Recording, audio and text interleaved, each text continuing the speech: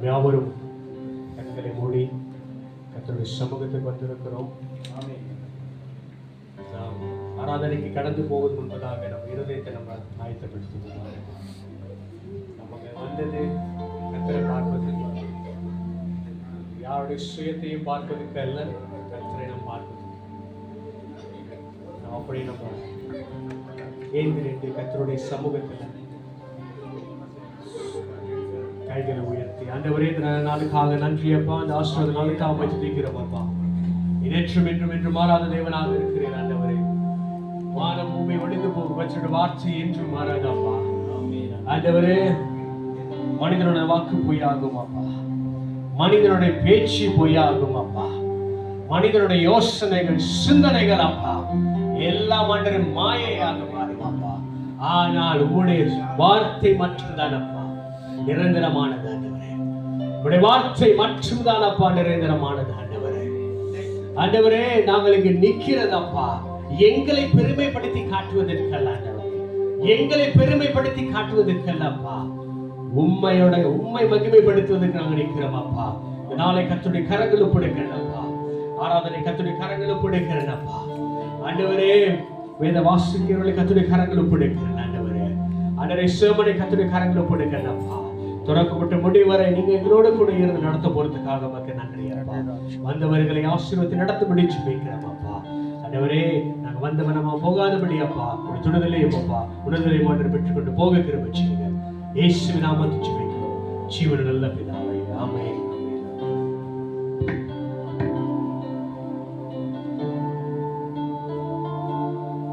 ஹல்லேலூயா ஹல்லேலூயா ராஜா. ஓ நன்றி செலுத்துகிறோம் ஆண்டவரே, நன்றி செலுத்துகிறோம் ஆண்டவரே அப்பா. நாங்கள் இந்த இடத்துல நிற்பதும் நிரூபணமாக இருப்பதும் உம்முடைய சுத்த கிருபையாய் இருக்கிற ஆண்டவரே, அதற்காக நன்றி ஆண்டவரே, நன்றி நன்றி நன்றி. வல்லமையின் ஆவியானவரே உமக்கு நாங்கள் நன்றி செலுத்துகிறோம் ஆண்டவரே. மகத்துவமானவரே உமக்கு நன்றி அப்பா, நன்றி ஆண்டவரே, நன்றி ஆவியானவரே அப்பா. ஓ நல்ல தகப்பனே, உமக்கே நாங்கள் நன்றி செலுத்துகிறோம் ஆவியானவரே அப்பா. ஓ ராஜாதி ராஜாவே, வல்லமையின் ஆவியானவரே எங்களை பொறுப்படுத்திக் கொள்ளுங்க ஆண்டவரே. இந்த சபை முழுவதும் உங்களுடைய பிரசன்னத்தை நிரம்பத்தக்க கர்த்தாவே, நீர் எங்களை வழிநடத்த போவதற்காக நன்றி செலுத்துகிறோம் ஆவியானவரே அப்பா. ஓ ஹalleluya ஹalleluya ஹalleluya ஆண்டவரே.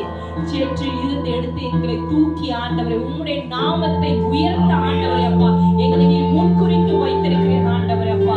ஓ நன்றி செலுத்துகிறோம், நன்றி செலுத்துகிறோம் ஆண்டவரே. இந்த உலகத்துல நாங்கள் எவ்வளவு காரியங்கள் ஆண்டவரே நாங்கள் கேள்விப்பட்டு கொண்டிருக்கிறோம். எல்லோ இடத்துல ஆண்டவரே வெள்ளங்கள் ஆண்டவரே அப்பா, மண் சரிவுகள் ஆண்டவரே அப்பா, போர் ஆண்டவரே நடந்து கொண்டிருக்க ஆண்டவரே. ஆனா எங்கள் ஆண்டவரே அப்பா நீ சமாதானத்தோட சந்தோஷத்தோட இங்க ஆண்டவரே அப்பா பிழைக்க வைத்திருக்கிறோம், ஆராதிக்க வைத்திருக்கிறோம் ஆண்டவரே.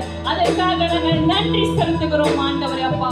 ஓ வல்லமையின் ஆவியானவரே உமக்கு நன்றி நன்றி நன்றி ராஜா ஆவியானவரே அப்பா. ஹalleluya ஹalleluya ஹalleluya. உங்க நாமம் உயரணும், இன்று மேன்மை அடையணும். பாடுவேன் பாடுவோம் அல்லேலூயா. அப்படியே கைகளை உயர்த்தி உங்க நாமம் உயரணும்,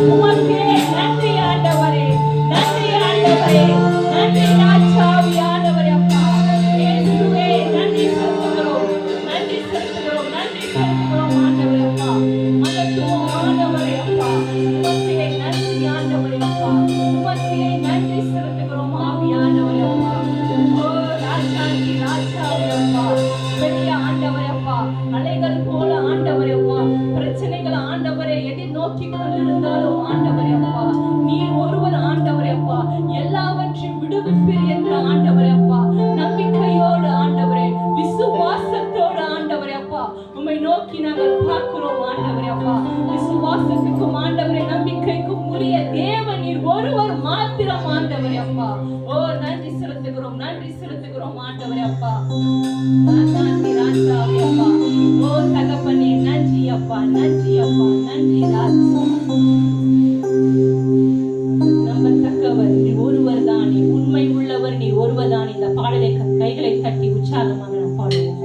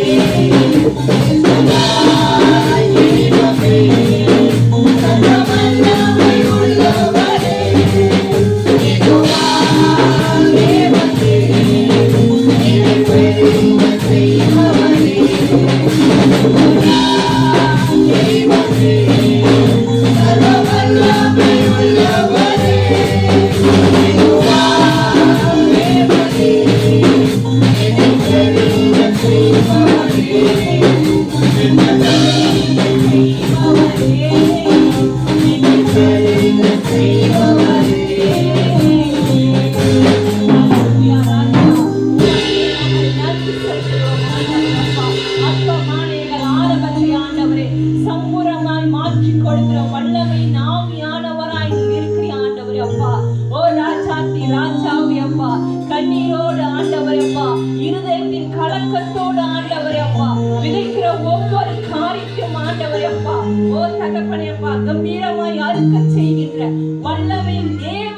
ஆவியானவரே அப்பா, உமக்கே நாங்கள் நன்றி செலுத்துகிறோம் ஆண்டவரே அப்பா. அற்பமான என் ஆரம்பத்தை சம்பூரணமாய் மாற்றினீர். நான் கண்ணீரோடு விதைத்ததெல்லாம் கம்பீரமாய் அறுக்க செய்தீர். அற்பமான என் ஆரம்பத்தை சம்பூரணமாய் மாற்றினீர்.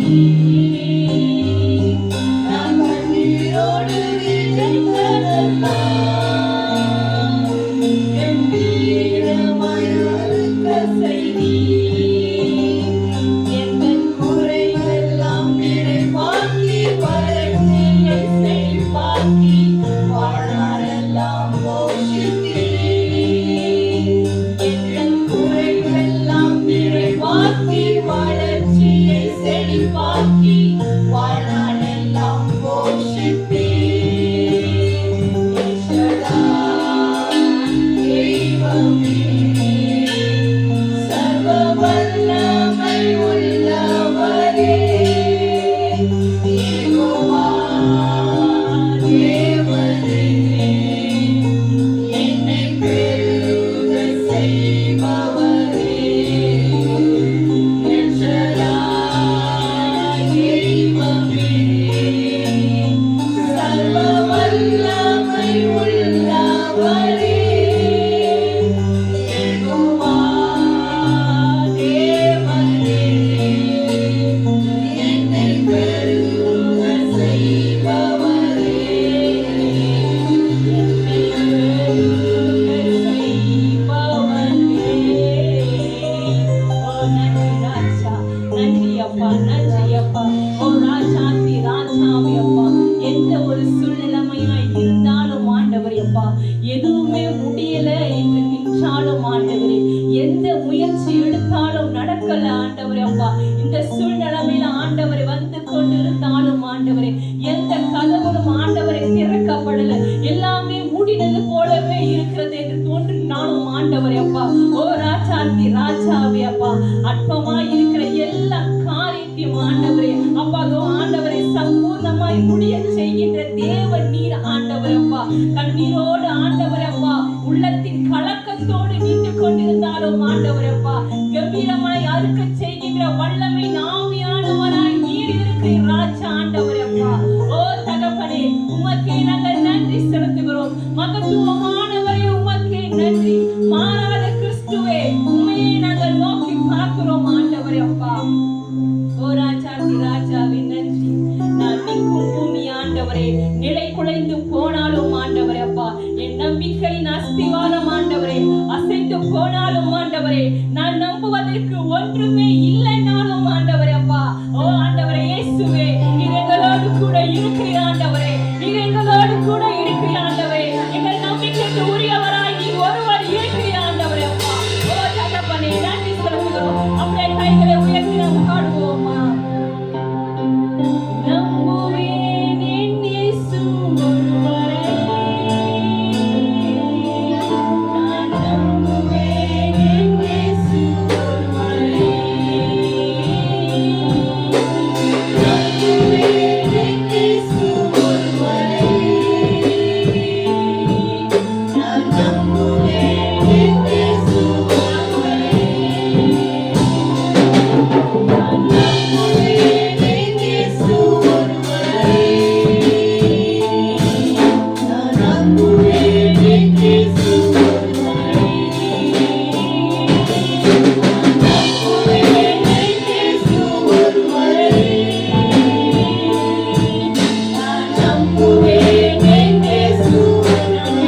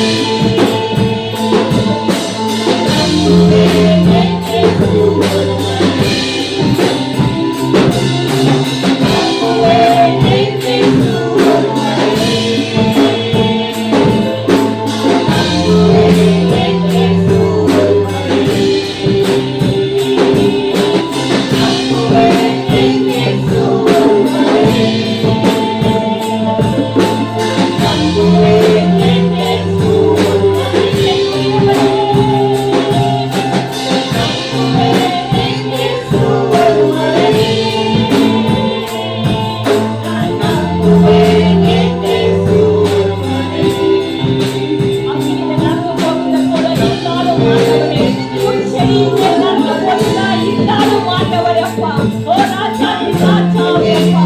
ஓ ராஜாதி ராஜாவே, எல்லா சூழ்நிலைகளுக்கும் ஆண்டவரே மாற்றிக் கொள்ள வல்லமை ஆண்டவராய் நீர் இருக்கிற ஆண்டவரே. அப்பா, எங்கள் ஆண்டவரே, ஒவ்வொரு இருக்கிற சிறப்பு ஆண்டவரே அப்பா. எல்லாம் இல்லாதபடிக்கு தடையாய் இருந்தாலும் ஆண்டவரே அப்பா, உம்மை நாங்கள் நம்புவோம் ஆண்டவரே. உம்மை நாங்கள் நம்புவோம் ஆண்டவரே அப்பா. ஆண்டவரே, எல்லாவற்றையும் மாற்ற வல்லமை ஆவியானவராய் நீர் இருக்கிற ஆண்டவரே. ராஜா ஆண்டவரே அப்பா. ஓ ராஜாதி ராஜாவே, அக்கினி சூளையில ஆண்டவரே அப்பா. சாத்ராக், மேஷாக், ஆபேத்நேகோ போட்டவங்க ஆண்டவரே. அவங்களோடு நீங்க இருந்தீங்க ஆண்டவரே. அவங்களோடு நீங்க இருந்த ஆண்டவரே. அவங்க வழி நடத்தினீங்க ஆண்டவரே. ஒரு சேதமும் வராதபடிக்கு ஆண்டவரே நடத்தின வல்லமை ஆவியானவரே அப்பா. எங்கள் சபையும் நீ நடத்துகிற ஆண்டவரே. எங்களை நீ நடத்துகிற ஆண்டவரே அப்பா. ஓ ராஜாதி ராஜாவே அப்பா. உம்மை நோக்கி நாங்கள் பார்க்கிறோம் ஆண்டவரே அப்பா. மகிமைக்குரியவரே, உம்மை நோக்கி நாங்கள் பார்க்கிறோம் ஆண்டவரே அப்பா. ஓ ராஜாதி ராஜாவே, கண்மலை மேல் ஆண்டவரே அப்பா உயர்த்தப்படுகிற தேவன் நீர் ஆண்டவரே அப்பா. ஓ ராஜாதி ராஜாவே, நன்றி அப்பா, நன்றி அப்பா. அற்புதங்களை ஆண்டவரை செய்கின்ற தேவன் அப்பா. நீ செய்ய நினைத்தது ஆண்டவரே அப்பா, யாருனாலும் தடைப்பட கொடுக்க முடியாத ஆண்டவரே அப்பா. ஓ வல்லமை ஆவியானவரே, உம்மை நம்பியிருக்கிற ஒவ்வொருவரையும் ஆண்டவரே அப்பா நீர் ஆண்டவரே உடைய அடைக்கலத்தினால் ஆண்டவரே அப்பா நிறைத்து ஆண்டவரே வழி நடத்துவீர் ஆண்டவரே அப்பா. ஓ ராஜாதி ராஜாவே அப்பா, நாங்க நிக்கிற இடத்துல ஆண்டவரே சுற்றியும் ஆண்டவரே வேலி ஆண்டவரே அடைத்திருந்தாலும் ஆண்டவரே அப்பா, அதே ஆண்டவரே அப்பா உடை தெரிகிற வல்லமை ஆவியானவராய் நீர் இருக்கிற ஆண்டவரே. ஓ நன்றி செலுத்துகிறோம், நன்றி செலுத்துகிறோம் ஆண்டவரே அப்பா. ஓ ரிகமர ஷபபபபபா, ஓ ரியாந்தே பபபரத கமர ஷபபபபபா. ஓ ராஜாதி ராஜாவே அப்பா, தகப்பனே அப்பா. ஓ ராஜா, எதுவுமே ஆண்டவரே முடியல என்ற ஆண்டவரே மறுபடியும் மறுபடியும் ஆண்டவர் அப்பா ஏங்கிக் கொண்டிருக்கிற இருதயங்கள், கலங்கிக் கொண்டிருக்கிற இருதயங்களோட ஆண்டவரை நீ பேசிக் கொண்டிருக்கிற ஆண்டவர் அப்பா. ஓ ராஜாதி ராஜாவே அப்பா.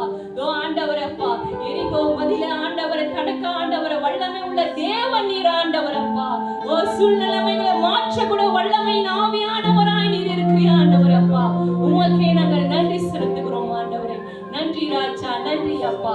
ஹalleluya, ஹalleluya ராஜா, நன்றி செலுத்துகிறோம் ஆண்டவரே. ஹalleluya. அப்படி கண்களை மூடி ஜெப செஞ்சு விட்டுப்போமாக. கர்த்தர் நல்லவர், நம்ம மத்தியில் உலாவுகிற நல்ல தேவனாய் இருக்கிறார். ஹalleluya, ஹalleluya. இது ஆண்டவரேப்பா, நாங்கள் அல்ல ஆண்டவரேப்பா, எங்கள் மத்தியில் உலாவுகிற நல்ல பரிசுத்தரேப்பா, உம்மை நோக்கி பார்க்கும்படிக்காய் வந்திருக்கிறோம் ஆண்டவரே. வானத்துக்கும் பூமிக்கும் அதிகாரம் உடையவர் ஆண்டவரே அப்பா, மனிதனாக எங்கள் மேல் இரக்கம் கொண்ட நல்ல தகப்பனே, உமக்கு நன்றி செலுத்துகிறோம் ஆண்டவரே.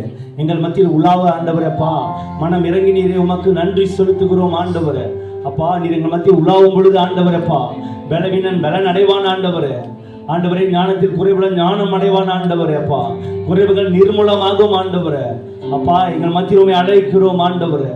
ஜீவனிலும் பெரியவரை உம்மை நோக்கி பார்க்கிறோம் ஆண்டவரே அப்பா. உம்மை உயர்த்துகிறோம் ஆண்டவரே. இந்த பரிசுத்த ஓய்வு நாளில் ஆண்டவரே, உமது பிரசன்னத்தினாலும் உமது மகிமையினாலும் எங்களை மூடிக்கொள்ளுங்கப்பா. உமது வார்த்தை ஜீவன் உள்ளது ஆண்டவரே. அந்த ஜீவன் எங்களுக்குள்ளே பற்றி எரியட்டும் ஆண்டவரே. அதை எங்களை பற்றி பிடிக்கட்டும் ஆண்டவரே அப்பா. மனதாரமை வாழ்த்துகிறோம் ஆண்டவரே அப்பா. எங்களை உமது பிள்ளையாய் தெரிந்து கொண்டு ஆண்டவரே உம்மை நோக்கி பார்க்க கிருபை செய்தவரே, உமக்கு நன்றி செலுத்துகிறோம் ஆண்டவரே அப்பா. உமக்கு நன்றி ஆண்டவரே, நன்றி செலுத்துகிறோம் ஆண்டவரே அப்பா, நன்றி செலுத்துகிறோம் ஆண்டவரே. ஹalleluya. நாளில் கூட ஆராதனைக்கு வந்திருக்க அனைவரும் ஆண்டவரே உங்கள் பிரசன்னத்தினால் மூடிக்கொள்ளுங்க, வழி நடத்துங்க சுவாமி. உங்களை தாழ்த்தி உயர்த்தி அன்பின் இயேசுவின் மூலம் வேண்டிக் கொள்கிறோம் பிதாவே. ஆமென், ஆமென். ஹalleluya, ஹalleluya. எல்லாரும் ஹalleluya சொல்லுவோமா? ஹalleluya. கர்த்தர் நல்லவர் சொல்லுங்கப்பா. கர்த்தர் நல்லவர், அவர் கிருபை என்றும் உள்ளது. ஆமென். நாம் நிற்பதும் நாம் நிர்மூலமாகாது இருப்பதும் எல்லாம் அவருடைய சுத்த கிருபையாக இருக்கிறது. ஹalleluya. இந்த நாளில் கூட சபைக்கு உங்கள் வந்த அனைவரையும் நான் இயேசு கிறிஸ்து நாமத்தில் வாழ்த்தி வரவேற்கிறேன். சரிங்களா? ஹalleluya. அநேகர் வந்திருக்கீங்க, அநேகரும் வரல. சரிங்களா? இதனால் இருந்த போதும் ஒன்றும் இல்லை. நம் கர்த்தருடைய வார்த்தையை நோக்கி பார்க்கும் பொழுது அவருடைய பிரசன்னம் நம்ம மத்தியில் இடைப்பட வல்லமை உள்ளதாக இருக்குது. ஆமென். ஹalleluya. எல்லாம் அந்த ஹாலிடே வரன்றனால நிறைய காரியம் இருக்குல்ல, ஆமாவா? ஆனால் அந்த நேரத்தில் கூட நீங்கள் வந்து கர்த்தரை துதிக்க நேரத்தை ஒதுக்கினபடியாக கர்த்தர் அதுக்கான பலனை கண்டிப்பாக உங்களுக்கு தருவார். சரிங்களா? இந்த வேலையில் கூட நேரத்தை தாமதிக்காதபடி இன்று நான் வைத்திருக்க எனக்கு ஆண்டு உணர்த்த ஒரு ஒரு ஒரு காரியம் இருக்குது. அதுதான் உங்கள்கிட்ட சொல்ல போகிறேன். சரிங்களா? சோட்டா மணி 11:20 நிமிஷத்தில் முடிச்சிடறேன். ஹல்லேலூயா. சரிங்களா? எல்லோரும் எடுத்துக்கொள்ளுங்க. சங்கீதம் 126 அதிகாரம் வசனம் 5. எடுத்தவர்கள் வாசிக்கலாம். சங்கீதம் 126 வசனம் 5. தமிழ்லையும் படிங்க, இங்கிலீஷ்லையும் படிங்க. கண்ணீரோடே விதைக்கிறவர்கள் கம்பீரத்தோடே அறுப்பார்கள். ஆமென். இங்கிலீஷ் ஆண்டி இல்லை ஆண்டி படிங்க aunty. Psalms 126 verse 5. Those who sow in tears shall reap in joy. ஆமீன் ஆமீன். ஒரு ஒரு ஒரு பஞ்சில் மாதிரி இருக்கும் வார்த்தை. எப்படின்னா, கண்ணீரோடு விதைக்கிறவன் கம்பீரத்தோடு அறுப்பான்.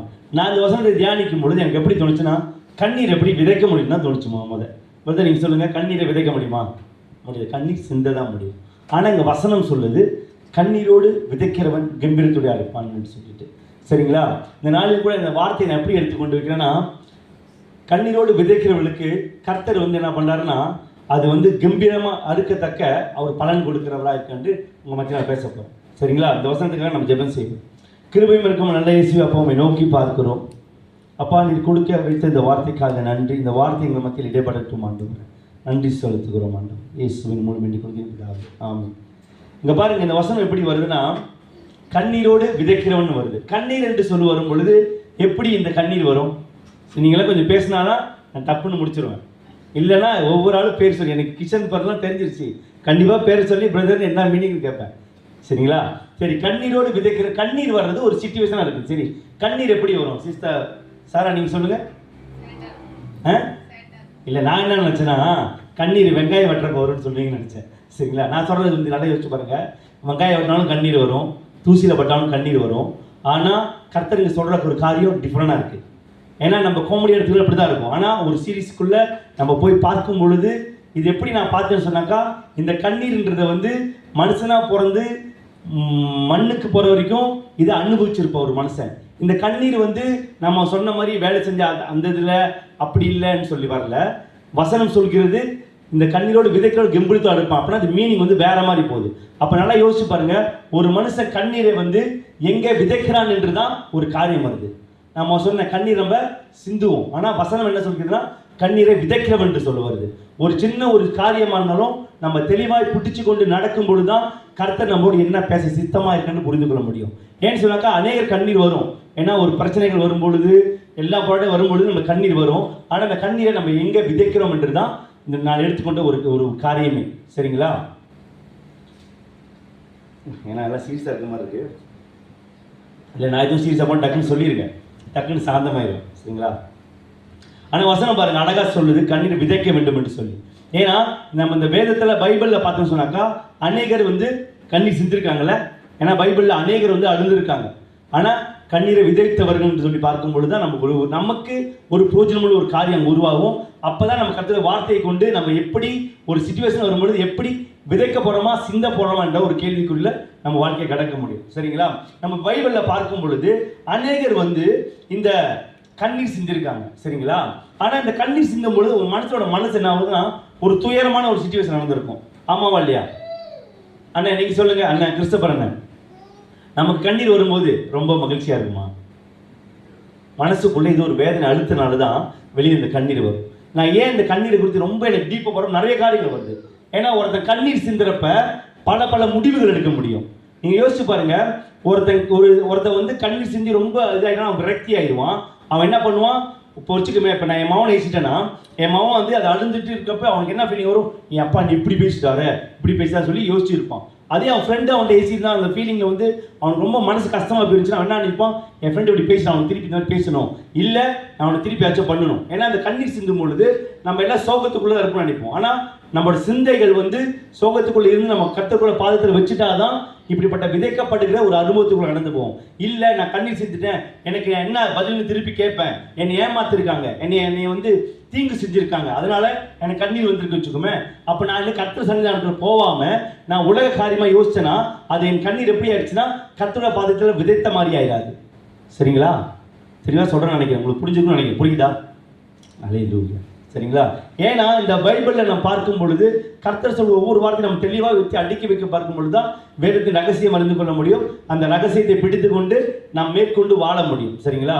நம்ம வேதத்தில் பார்த்த அநேகர் கண்ணீர் சிந்திருக்காங்க நான் சொன்ன மாதிரி. ஆனால் நம்ம பார்க்கறது ஒரு சில கண்ணீர் சிந்தலோட வேல்யூவை பற்றி நான் இன்னைக்கு சொல்ல போகிறேன். ஏன்னா அவங்க என்ன பண்ணாங்கன்னா அவங்க வாழ்க்கையில் வர ஒவ்வொரு கண்ணீர் சிந்தலோட வேல்யூ அவர் கர்த்தரோட பாதாண்டில் வைத்தனால அவர்கள் பாக்கியவான்கள் எனக்கு கருதப்பட்டாங்க. சரி, வேதத்தில் கண்ணீர் சிந்தனை பற்றி யாராச்சும் ஒரு நாள் சொல்லுங்க.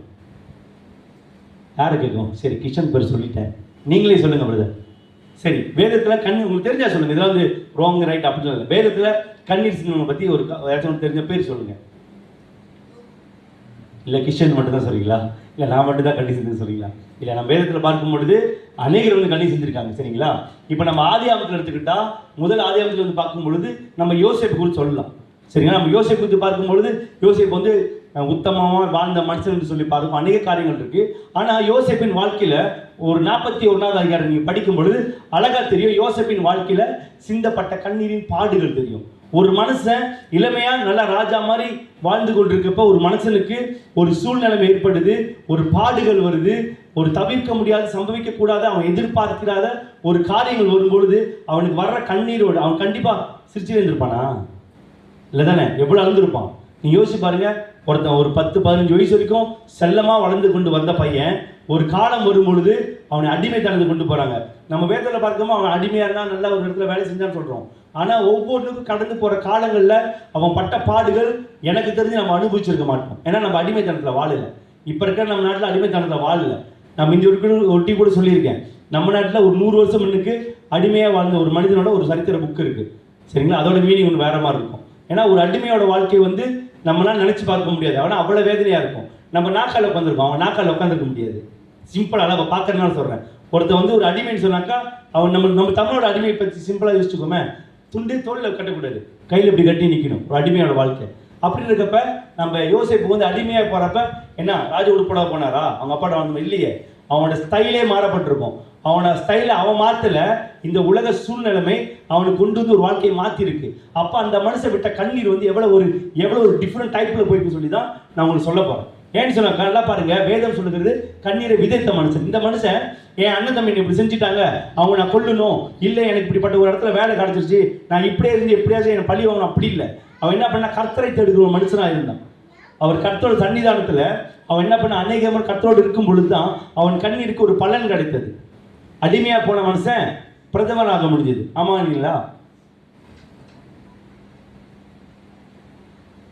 ஒரு மனுஷனோட வாழ்க்கையில ஒருத்தர் கண்ணீர் சிந்துறான், அதை அவன் கர்த்தரோட அந்நியர் வைக்கும் பொழுது நம்மளுக்கு எல்லாம் தெரியும். அந்த யோசேப்பு சொல்றப்ப நீங்க என்கிட்ட கூட கேட்கலாம், என்ன அது யோசேப்பு ஆர்னோட சித்தப்படி தானே அடிமையாக்கப்பட்ட ஒரு வாழ்க்கை. ஆனா அப்படின்னு இருக்கப்ப எப்படி இந்த கண்ணீர் நம்ம எப்படி வச்சுக்க சொல்றீங்க? ஆனா நம்ம அனுபவிக்கிற ஒவ்வொரு வாரமும் அந்த கண்ணீர் வரப்ப யோசேப்பு தவறான முடிவில் போயிருந்தா என்ன இருக்கும்? இல்லை யோசேப்புக்கு தவறான உறவுகள் மூலியமா அவன் வேற மாதிரி இருந்தானா மாறிக்க முடியுமா? ஏன்னா அவன் அவ்வளோ விரக்தியில தான் வாழ்க்கையை வாழ்ந்திருக்கான். ஏன் சொல்றான்னா நம்ம வாழ்க்கையிலும் நம்ம எதிர்கொண்டு போய்கிட்டு ஒரு சில காரியங்கள் நமக்கு கரெக்டாக இருக்கா இல்லை சூழ்நிலைக்கு ஏற்ற மாதிரி இருக்கா நமக்கு தெரியாது. நம்ம கடந்து போயிருப்போம். நான் ஏன் சொன்னேன்னா இங்கே பிறந்திருக்கு நம்ம எல்லாரும் இதை அனுபவிச்சு தான் போயிருப்போம். ஏன்னா ஒவ்வொரு ஆள் கண்ணீர் சிந்திருப்போம். அவங்க கடந்து போன கதையை கேட்கும் பொழுது தான் தெரியும் யோசேப்பின் சூழ்நிலையா என்று சொல்லி பார்க்கும் பொழுது. இல்லை நம்ம வேதத்தில் இன்னொரு ஆளை பார்க்கலாம், அன்னாளின் கண்ணீர். சரிங்களா? அன்னாளின் கண்ணீர் ஒரு அந்த ஆசாரிப்பு கூடத்தில் இருக்க ஊழியக்காரனால கூட கணிக்க முடியல.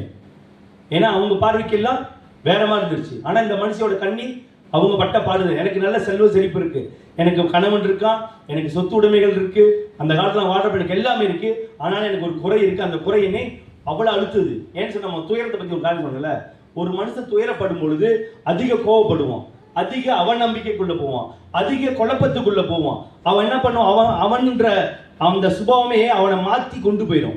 ஒரு கண்ணீர் தெரியுங்களா? இது நீங்க தெளிவா புரிஞ்சு கொள்ளுங்க. நம்ம கோவப்பட்டு ஒரு சில காரியம் பேசி சொல்லுவான். ஆனா ஒருத்தன் விரக்தி அடைந்து கண்ணீர் சிந்தும் பொழுது அவன் சிந்தைகள் அவனாவே இருக்காது.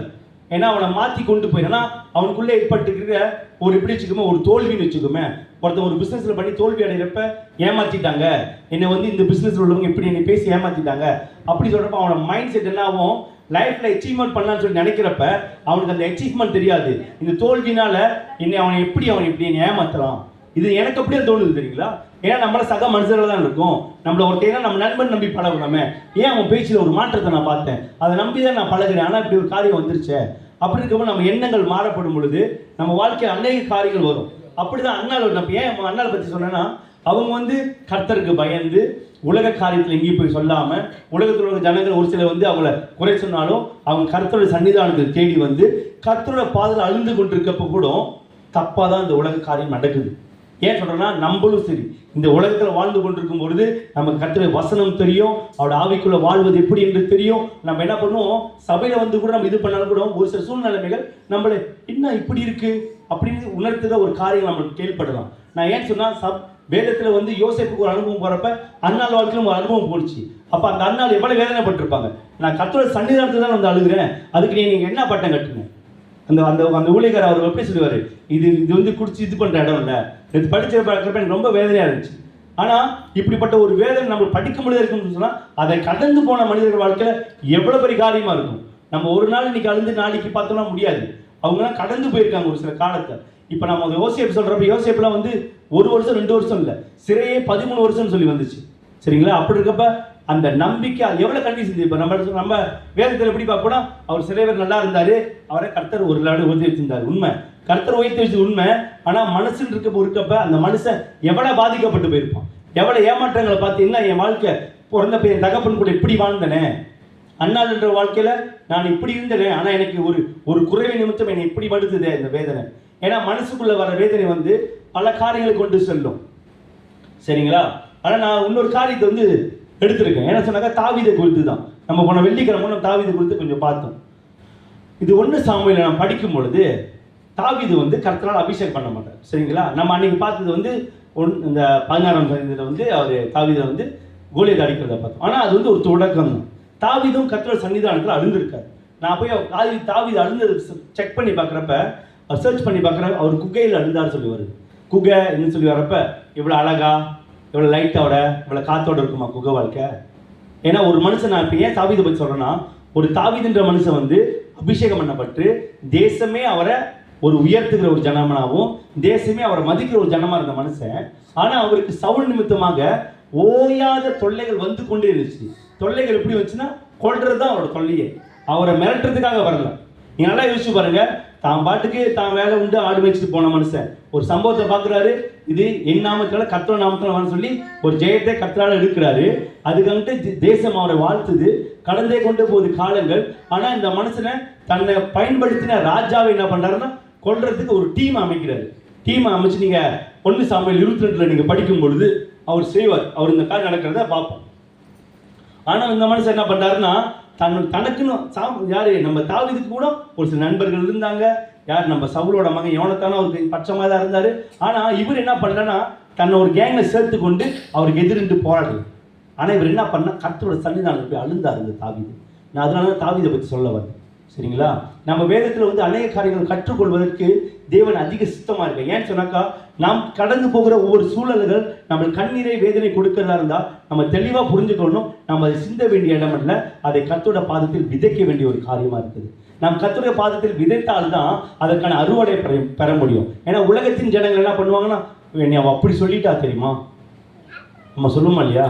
இப்போ என் மனைவி சொல்லுவாங்க, ஏன்னா மனைவி அடிச்சு இடத்துல நாயக்காரங்க நிறைய பேர் இருப்பாங்க, அவங்க ஒரு மாதிரி பேசி சொல்கிறப்ப, அப்போ அந்த மாதிரி ஒரு காரியம் வரப்ப நம்மளுக்கு கஷ்டமாக இருக்குல்ல. அப்போ இந்த பூமியில் நமக்கு ஆண்டவர் அறிஞருக்கு நமக்கு நம்ம காரியம் இந்த மாதிரி இருக்குது, நம்ம செலுத்த வேண்டிய இடம் பப்ளிக்ல இல்லை, நம்ம செலுத்த வேண்டிய இடம் நம்ம கர்த்தரோட சன்னிதானத்தில். அப்படி செலுத்தும் பொழுது தான் நம் கண்ணீர் சிந்தப்பட்டதாக இருக்காது, நம் கண்ணீர் விதைக்கப்பட்டதாக இருக்கும். ஏன்னா இயேசு கிறிஸ்துவ பற்றி நம்ம பார்த்தோம்னாக்கா, அவர் அநேக காரியங்கள் செஞ்சிருக்காருல்ல. அவர் என்ன பண்ண, அவருக்கு வராத போராட்டங்களா, அவருக்கு வராத சிக்ஷைகளா, அவருக்கு வராத போராட்டங்கள், அவர் என்ன பண்ணாரு, முழுங்கால் படி கர்த்தர் எடுத்துட்டு தான் இது பண்ணாரு. ஏன்னா இப்போ நான் இந்த காரியத்தை எடுக்கல, இயேசு கிறிஸ்துவ பற்றி எடுக்கல. ஏன்னா அவரோட கண்ணீர் சிந்தல எப்படின்னா, அவர் வேற ரத்தம் மாதிரி போச்சுன்னு சொல்லிட்டு, அப்போ அவர் கண்ணீர் சிந்திருக்க மாட்டாரா? எப்படிப்பட்ட காரியமா இருக்கும். அப்போ ஒவ்வொரு பாடுகளுக்கும் தேவனை கற்றுக் கொடுத்திருக்காரு. நாம் கர்த்தரோட சன்னிதானத்தில் தேடும் பொழுதுதான் அதற்கான பலனை நாம் பெற்றுக்கொள்ள முடியும். ஆனால் தாவீதை குறித்து சவுலுக்காரி சொல்லும் பொழுது அந்த மனுஷனுக்கு அநேக வாய்ப்புகள் வந்த பொழுதும் அவர் என்ன பண்றாருன்னா தெளிவா கர்த்தராகிய இயேசு கிறிஸ்து கர்த்தராகிய பிதா இருக்காரு, நம்ம அவர் சன்னிதானத்தில் கேட்கும் பொழுதுதான் அவரை அந்த சிச்சுவேஷன்ல இருந்து அவரை என்ன வச்சுன்னா குகையில் அழுத தாவீதுக்கு அந்த தேசத்தின் ராஜாவாக சவுலே சொல்லத்தக்க வார்த்தை உருவானுச்சு. நீங்க 1 சாமுவேல் 22 படிச்சு பாருங்களேன், அது ஒரு சம்பவம் வந்துகிட்டே இருக்கும். ஏன்னா அந்த குணங்கள் எப்படின்னா நம்மளோட குணங்கள் நம்ம சொன்ன நம்ம அழுவுறப்ப நம்மளோட குணங்கள் மாறும்னு சொல்லிட்டு இது ஒரு கால் உங்களுக்கு இருக்குமான்றது எனக்கு இருந்திருக்கு. நான் அந்த வேதத்தை தியானிக்கும் பொழுது எனக்கு எனக்கு சின்ன வயசுல ஒருத்தர் வந்து எனக்கு 16 வயசு இருக்கப்போ ஒரு அங்கிள் என்ன பண்ணிட்டாரு, பட்டாருன்னு அரைஞ்சிட்டார். 16 வயசு, அவருக்கு 35-36 வயசு இருக்கும். அவர் பல்கா இருப்பார், நான் தள்ள கூட முடியாது அவர். அதை நான் கண்ணீர் விட்டுருக்கேன். நான் ஏன் இதை சொல்றேன்னு சொன்னாக்கா, ஒரு சில சம்பவம் நடக்கும்பொழுது நான் என்ன விஷயம் பண்ணா எப்படி இப்போ என்ன பண்ணி இப்போ என்ன ஒருத்தங்க அடிச்சிட்டாங்கன்னா எனக்கு திருப்பி ஏதாச்சும் பண்ண தோணும். எல்லாருக்கும் அந்த மாதிரி தோணும் இல்லை? தோணாதா? புரிசில அவங்களுக்கு தோணாதா? சொல்லுங்க, தலையாச்சு காட்டுங்க. ஆமாவா? நம்ம வாழ்க்கை கண்டிப்பாக நம்ம குணங்கள் அப்படி தானே? ஆமாவா? அப்படி இருக்கப்ப எனக்கும் அந்த மாதிரி பாடுகள் கடந்து போகிறப்ப என் எண்ணங்கள் மாறப்பட்டுச்சு. எப்படியாச்சும் அந்த ஆளை ஒரு அடியாச்சும் அடிக்கணும்னு சொல்லிட்டு தெரியுமா? ஆனால் அது நடக்கலை. கொஞ்ச நாள் கழிச்சு அது வந்து வேற சம்பவம் மாறிடுச்சு. ஆனால் நான் ஏன் இதை சொன்னாக்கா, ஒரு மனுஷன் நமக்கு சின்ன திங்கு மாதிரி விளைவிச்சா கூட நம்ம இருதயத்தில் சிந்தனைகள் பாதிக்கப்படும் பொழுது இல்லை 4 பேர் முன்பாக நடக்கும் பொழுது நம்ம கண்ணீர் வரும்பொழுது அதற்கான விரக்தி வேற மாதிரி இருக்கும். வசனம் சொல்கிறது, இந்த கண்ணீரை நம்ம கர்த்தர் சன்னிதானத்தில் விதைக்கும் பொழுது அதற்கான பலனை வேதத்தை தருவா. ஏன்னு சொன்னாக்கா, நீங்க நல்லா யோசிச்சு பாருங்க, யோசேப்பின் வாழ்க்கையில ஒரு சம்பவம் நடந்துச்சு. அது இன்று நடந்து நாளை முடியல, இந்த மாசம் தொடங்கி அடுத்த வருஷம் அப்படி முடியல, பல வருடங்கள் கடந்து போனது. ஆனாலும் அந்த மனுஷன் சிந்தின ஒவ்வொரு கண்ணீரும் ஜனங்களுக்கு முன்பாக இல்லை, தேசத்திற்கு அதிபதியாக்கின அரசருக்கு முன்பாக இல்லை, ஒவ்வொன்றும் கர்த்தர் சன்னிதானத்தில் சிந்தின பொழுதுதான் அதற்கான மாற்றங்கள் வந்துச்சு. அப்போதான் அந்த உயர்வு வந்துச்சு. நான் ஏன் இந்த வசனம் நம்மளுக்கு எடுத்துட்டு சொன்னாக்கா, நம்ம வாழ்க்கையில ஒவ்வொரு காரியமும் நம்ம போராடி கொண்டு தான் போவோம். ஒரு காலம் நம்ம சிரிச்சுட்டு இருப்போம். மச்சிட்டு நான் வந்தால ஒரு மாதிரி டக்குன்னு கலாய்ச்சேன், எப்படி இருக்கீங்க, லீவ்னா அப்படி போயிட்டு அவங்க சீரியஸாக வேலை செஞ்சுட்டு இருந்தாங்க. இப்போ ஒவ்வொரு ஆளுக்கும் ஒரு சில வேலை செஞ்சுட்டு இருப்பாங்க, ஒரு சில ஃபோக்கஸில் போயிட்டு இருப்போம் நம்மளாம். ஆனால் நம்ம அந்த ஃபோக்கஸில் போகிறப்ப நம்ம அவ்வளோ பிஸியாக இருப்போம்ல, அந்த பிஸியாக இருக்கப்ப நம்மளுக்கு எப்படி என்ன தோணும், இதை முடிச்சிடணும், இதை செஞ்சிடணும் தோணும். இப்போ எனக்கும் அப்படியே தோணும், காலையில் வேலையை முடிச்சு வந்துடணும். அப்போ தான் ஒருத்தவங்க ஃபோன் அடிச்சு இத்தனை மணிக்கு வருவீங்களா, வந்துட முடியுமான்னு கேட்பாங்க. ஆனால் அதெல்லாம் ஒரு அழுத்தத்துக்கு கொண்டு வரும். இப்படி அழுத்தத்துக்கு கொண்டு வரது போது நம்ம கர்த்தர் ஆராதனைக்குள்ள இருக்கிறனால நம்ம கணக்காக பர்ஃபெக்டாக ஒவ்வொரு காரியம் செய்யும் பொழுது தான் அது கர்த்தருக்கு மகிமையாக இருக்கும். யோசேப்பின் வாழ்க்கையில் அவர் கடந்து வந்த ஒவ்வொரு காரியத்தையும் சூழ்நிலையை சந்தித்து கொண்டு வந்திருந்தாலும் அவர் கர்த்தரை நம்பி ஒவ்வொரு காரியமும் அவர் மேலே அவர் சொன்ன வார்த்தையை விசுவாசித்து செயல்பட்ட பொழுது அவர் அந்த நாட்டு பிரதமராக முடிந்தது.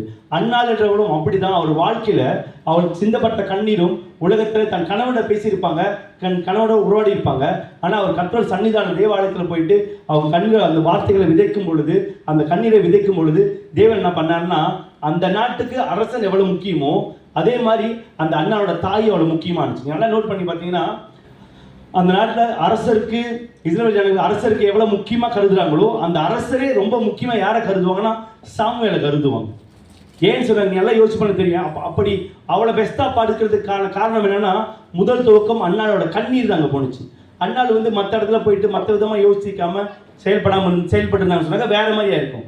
ஆனால் அதோட பியூட்டி எனக்கு எப்படி தோணுச்சுன்னா, ஒரு தாய் தன் தேவோட சன்னிதானத்தில் கண்ணீர் விடும் பொழுது அதற்கான பிரதிபலன் வந்து கொஞ்சம் கொஞ்சமா இல்லை, 1 மடங்கு 10 மடங்கு இல்லை, 100 மடங்கு வித்தியாசம். நீங்க நல்லா யோசிச்சு பாருங்க, நம்ம ஒரு சூழ்நிலைமைக்காக ஜெபம் பண்ணும் பொழுது ஆண்டவருக்கு எப்படி பதில் கொடுப்பார். ஒரு அண்ணா தாயவாரி யோசிச்சு பாருங்க, நம்ம சபையில இருந்து அழுந்து ஒரு சில காரியங்கள் கடந்து போகணும்னு சொல்லி ஜெபம் பண்ணும் பொழுது தேசத்துக்கு எவ்வளவு முக்கியமா இருக்கிற ஒரு ராஜாவா இருக்கட்டும், நம்மளுக்கு தேவையோ சரி, நம்ம ஜெபிச்ச ஒரு காரியமா இருக்கட்டும், நமக்கு முன்குறித்த ஒரு காரியமா இருக்கட்டும், அவ்வளவு வேல்யூ பண்ணி இந்த தேசத்தை கர்த்தர் வச்சாருன்னு நம்ம எப்படி யோசிச்சு பார்ப்போம். ஏன்னா கர்த்தரோட செயல் அப்படிப்பட்ட செயல். நம்ம சாமுவேலும் அவங்க அண்ணாவோட அந்த காரியத்தை பார்த்தோம்னு சொன்னாக்கா அது ரொம்ப பியூட்டியா இருக்கும். ஒரு தாயோட ஜெபம் ஒரு மகனை அவ்வளவு கொண்டு போய் முடியும். சாமுவேல் கர்த்தரால் ஆசீர்வதிக்கப்பட்டவன், அபிஷேகப்பட்டவன், எல்லாமே உண்மை. அதுக்கான முதல் கனி எங்க இருக்குன்னா அவங்க கண்ணீர் சிந்தப்பட்ட தேவ ஆலயத்துல தான் இருக்கு. அதுக்காக தேவாலயத்தில் கர்த்தர் கேட்டு பதில் கொடுத்தார். சரிங்களா? தாவீதோட வாழ்க்கையில் கடந்து சொன்னது மாதிரி அநேக காரியங்கள் கடந்து போனது உண்மைதான். ஆனா அவர் என்ன பண்றாருன்னா, கர்த்தர் சன்னிதானத்துல அந்த காரியத்தை விதைக்கிறார். அப்படி விதைக்கும் பொழுது அவருக்கு அந்த சொன்ன மாதிரி அவர் சாதாரண மனுஷன் அவர் ராஜாவாக முடிஞ்சிச்சு. நம்மளுக்கெல்லாம் தெரியும், அவர் வந்து ராஜாவை அபிஷேகம் பண்ணிட்டாங்க. அவர் போய் இன்னைக்கு அபிஷேகம் பண்ணி மறுவசத்தில் போய் அபிஷேகம் பண்ணி அந்த ராஜாவாக முடியல, பல போராட்டங்கள் கடந்து போனோம். நான் அந்த 1 சாமுவேல் 22 படிக்கிறப்ப எனக்கு இன்னொரு சம்பவம் ஞாபகம் வந்துச்சு. நீங்கள் டைம் வந்து எடுத்து பாருங்க. சரிம்மா, நம்ம ஒரு வசனத்துக்கு போயிடலாம். வசனத்துக்கு போயிட்டு அவன் சம்பவத்துக்கு போவோம். சரி, நான் எடுத்துக்கொள்ளுங்க. சங்கீதம் 56ஆம் சங்கீதம் வசனம் 8. நான் சொன்ன தாவீதோட சம்பவம் அது இங்கே இருக்கு பாருங்க. அது அழகா அவர் சிந்தப்பட்ட கண்ணீரை கணக்கெடுத்து வைத்து அதுக்கான பிரதிபலனை தருகிறார். 56:8 சங்கீதம் 56:8. என் அலட்சங்களை தேவரீர் எண்ணியிருக்கிறீர், என் கண்ணீரை உம்முடைய துருத்தியில் வையும், அவைகள் உம்முடைய கணக்கில் அல்லவோ இருக்கிறது. ஆமீன் ஆமீன். படிக்கிறீங்களா இங்கிலீஷ்ல? You number my wanderings, you put my tears into your bottle, are they not in your book? When I cry out to you, then my enemies turn back. This I know because God is for me. ஆமீன் ஆமீன். இங்கே பாருங்க, நம்ம கண்ணீரை வச்சு சொல்லும் பொழுது கர்த்தர் இந்த நம்மளோட கண்ணீரை எப்படி பார்க்கிறார். இப்போ நீங்கள் சொல்லலாமா, நம்ம தாவீதை குறித்தோ அன்னாளை குறித்தோ யோசேப்பு குறித்தோ சின்ன சின்ன காரியங்கள் சொல்லிட்டு வந்தாலும் கர்த்தர் அவருக்கு மட்டும் அவரோட கண்ணீரை துருத்தில சேர்த்து வைக்கல. அவரை விசுவாசித்து அப்பா பிதாவை என்று கூப்பிடுற நம்ம வாழ்க்கையில கடந்து போகிற எல்லா சூழ்நிலையும் அறிந்திருக்கிறார். அதை நாம் ஜெபத்தினாலும் வேண்டுதலினாலும் அவர் சன்னிதானத்தில் வைக்கும் பொழுது அதற்கான பலன் அதிகமாக அவர் கொடுப்பார். ஏன்னா வசனம் தான் சொல்லுது. நான் ஒரு புது கதையை உருவாக்கி ஒரு கவிதை மாதிரி எடுத்து சொல்லி வரல, சொல்லிட்டு போயிடலாம். நிறைய கதையை நீங்கள் எப்படி செஞ்சால் அப்படி ஆயிரும் அப்படி சொல்லிட்டு போயிடலாம். ஆனால் வசனம் அழகாக சொல்லுது, நம்மளோட அலைச்சல்கள் அறிந்திருக்கா. நான் ஏன் கண்ணீரை குறித்து பேச சொன்னாக்கா, நம்ம கண்ணீரை கடந்து போகும் பொழுது அந்த சூழ்நிலை இருக்கப்ப நம்ம மாறிடுவோம்.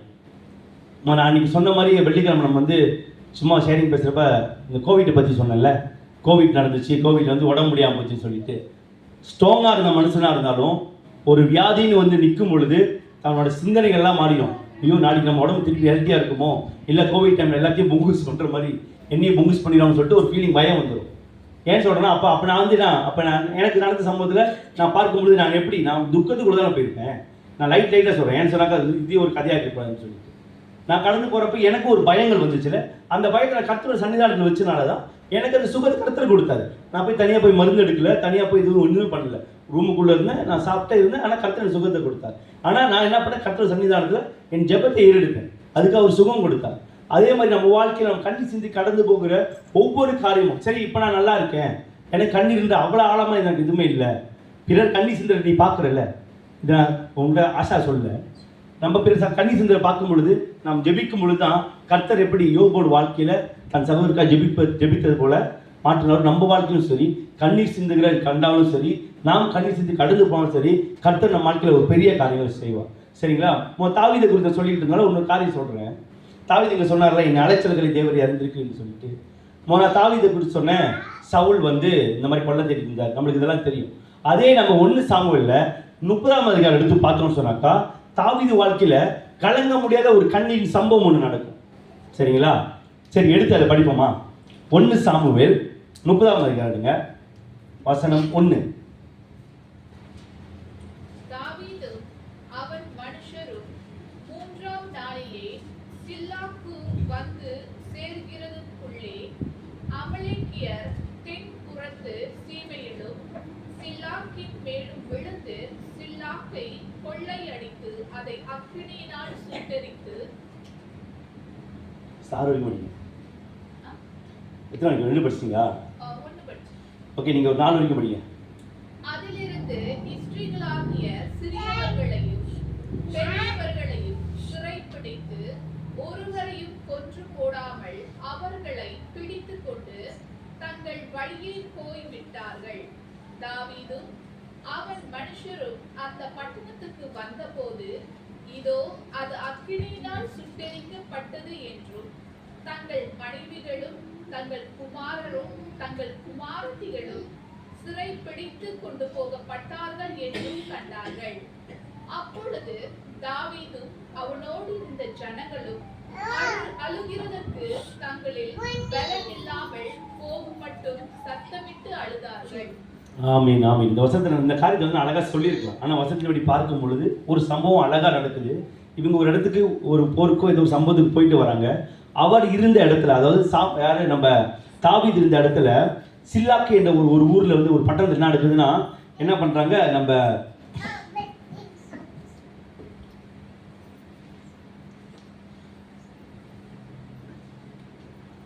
சில்லாக்கு இந்த இடத்துல என்ன பண்ணுறாங்க, ஒருத்தவங்க என்ன பண்ணாங்க, அவங்க கூட்டிகிட்டு போயிடறாங்க, அடிமைப்படுத்த வேற இடத்துக்கு கொண்டு போயிடுறாங்க. ஆனால் இந்த ஒரு சம்பவம் நடக்கிறப்ப தாவீது அப்போ வந்து தாவீது 22வது அதிகாரம் சொல்றப்ப தாவீது அப்பதான் ஒரு சம்பவத்தை முடிச்சு ராஜாவாய் வாழ்ந்து கொண்டு வருகிறாரு. அது கண்டு கொஞ்சம் காலங்கள் கடந்து போகுது. திடீர்னு ஒரு சம்பவம் நடக்குது தாவீது வாழ்க்கையில. தான் வாழ்ந்த ஒரு பட்டணத்துல என்ன பண்றாங்கன்னா ஒரு சிறைபிடிப்பு நடக்குது. அந்த சிறைபிடிப்புல தன்னுடைய 2 மனைவி, தன்னுடைய பிள்ளைகள், வேலையாட்கள் எல்லாத்தையும் இது பண்ணிட்டு போறாங்க. சரிங்களா? இது நம்ம இந்த வசனத்தை நான் ஏன் எடுத்து சொன்னாக்கா, நீங்க யோசிச்சு பாருங்க. அந்த 4வது வசனம் அழகா சொல்றாரு. அப்போ தாவீது வந்து தாங்கக்கூடிய முடியாத லெவலுக்கு ஒரு மனுஷன் அழுகுறார். ஒரு மனுஷன் வாழ்க்கையில கடந்து வருகிற ஒரு சில சூழ்நிலைகள் வரும் பொழுது தெரிஞ்சு நடக்க போறதில்ல. இந்த அழுகை என்று சொல்லும் பொழுது அந்த மனுஷனோட சிச்சுவேஷன் திடீர்னு தெரியல. அது ரொம்ப ஒரு அழுத்தமான ஒரு காரியம். இதில் நீங்கள் 4வது வசனம் படிக்கும் பொழுது அந்த மனுஷன் வந்து அதிகமாக அவரால் அழுவ கூட முடியலன்னு சொல்லி ஒரு காரியம் சொல்கிறாங்க.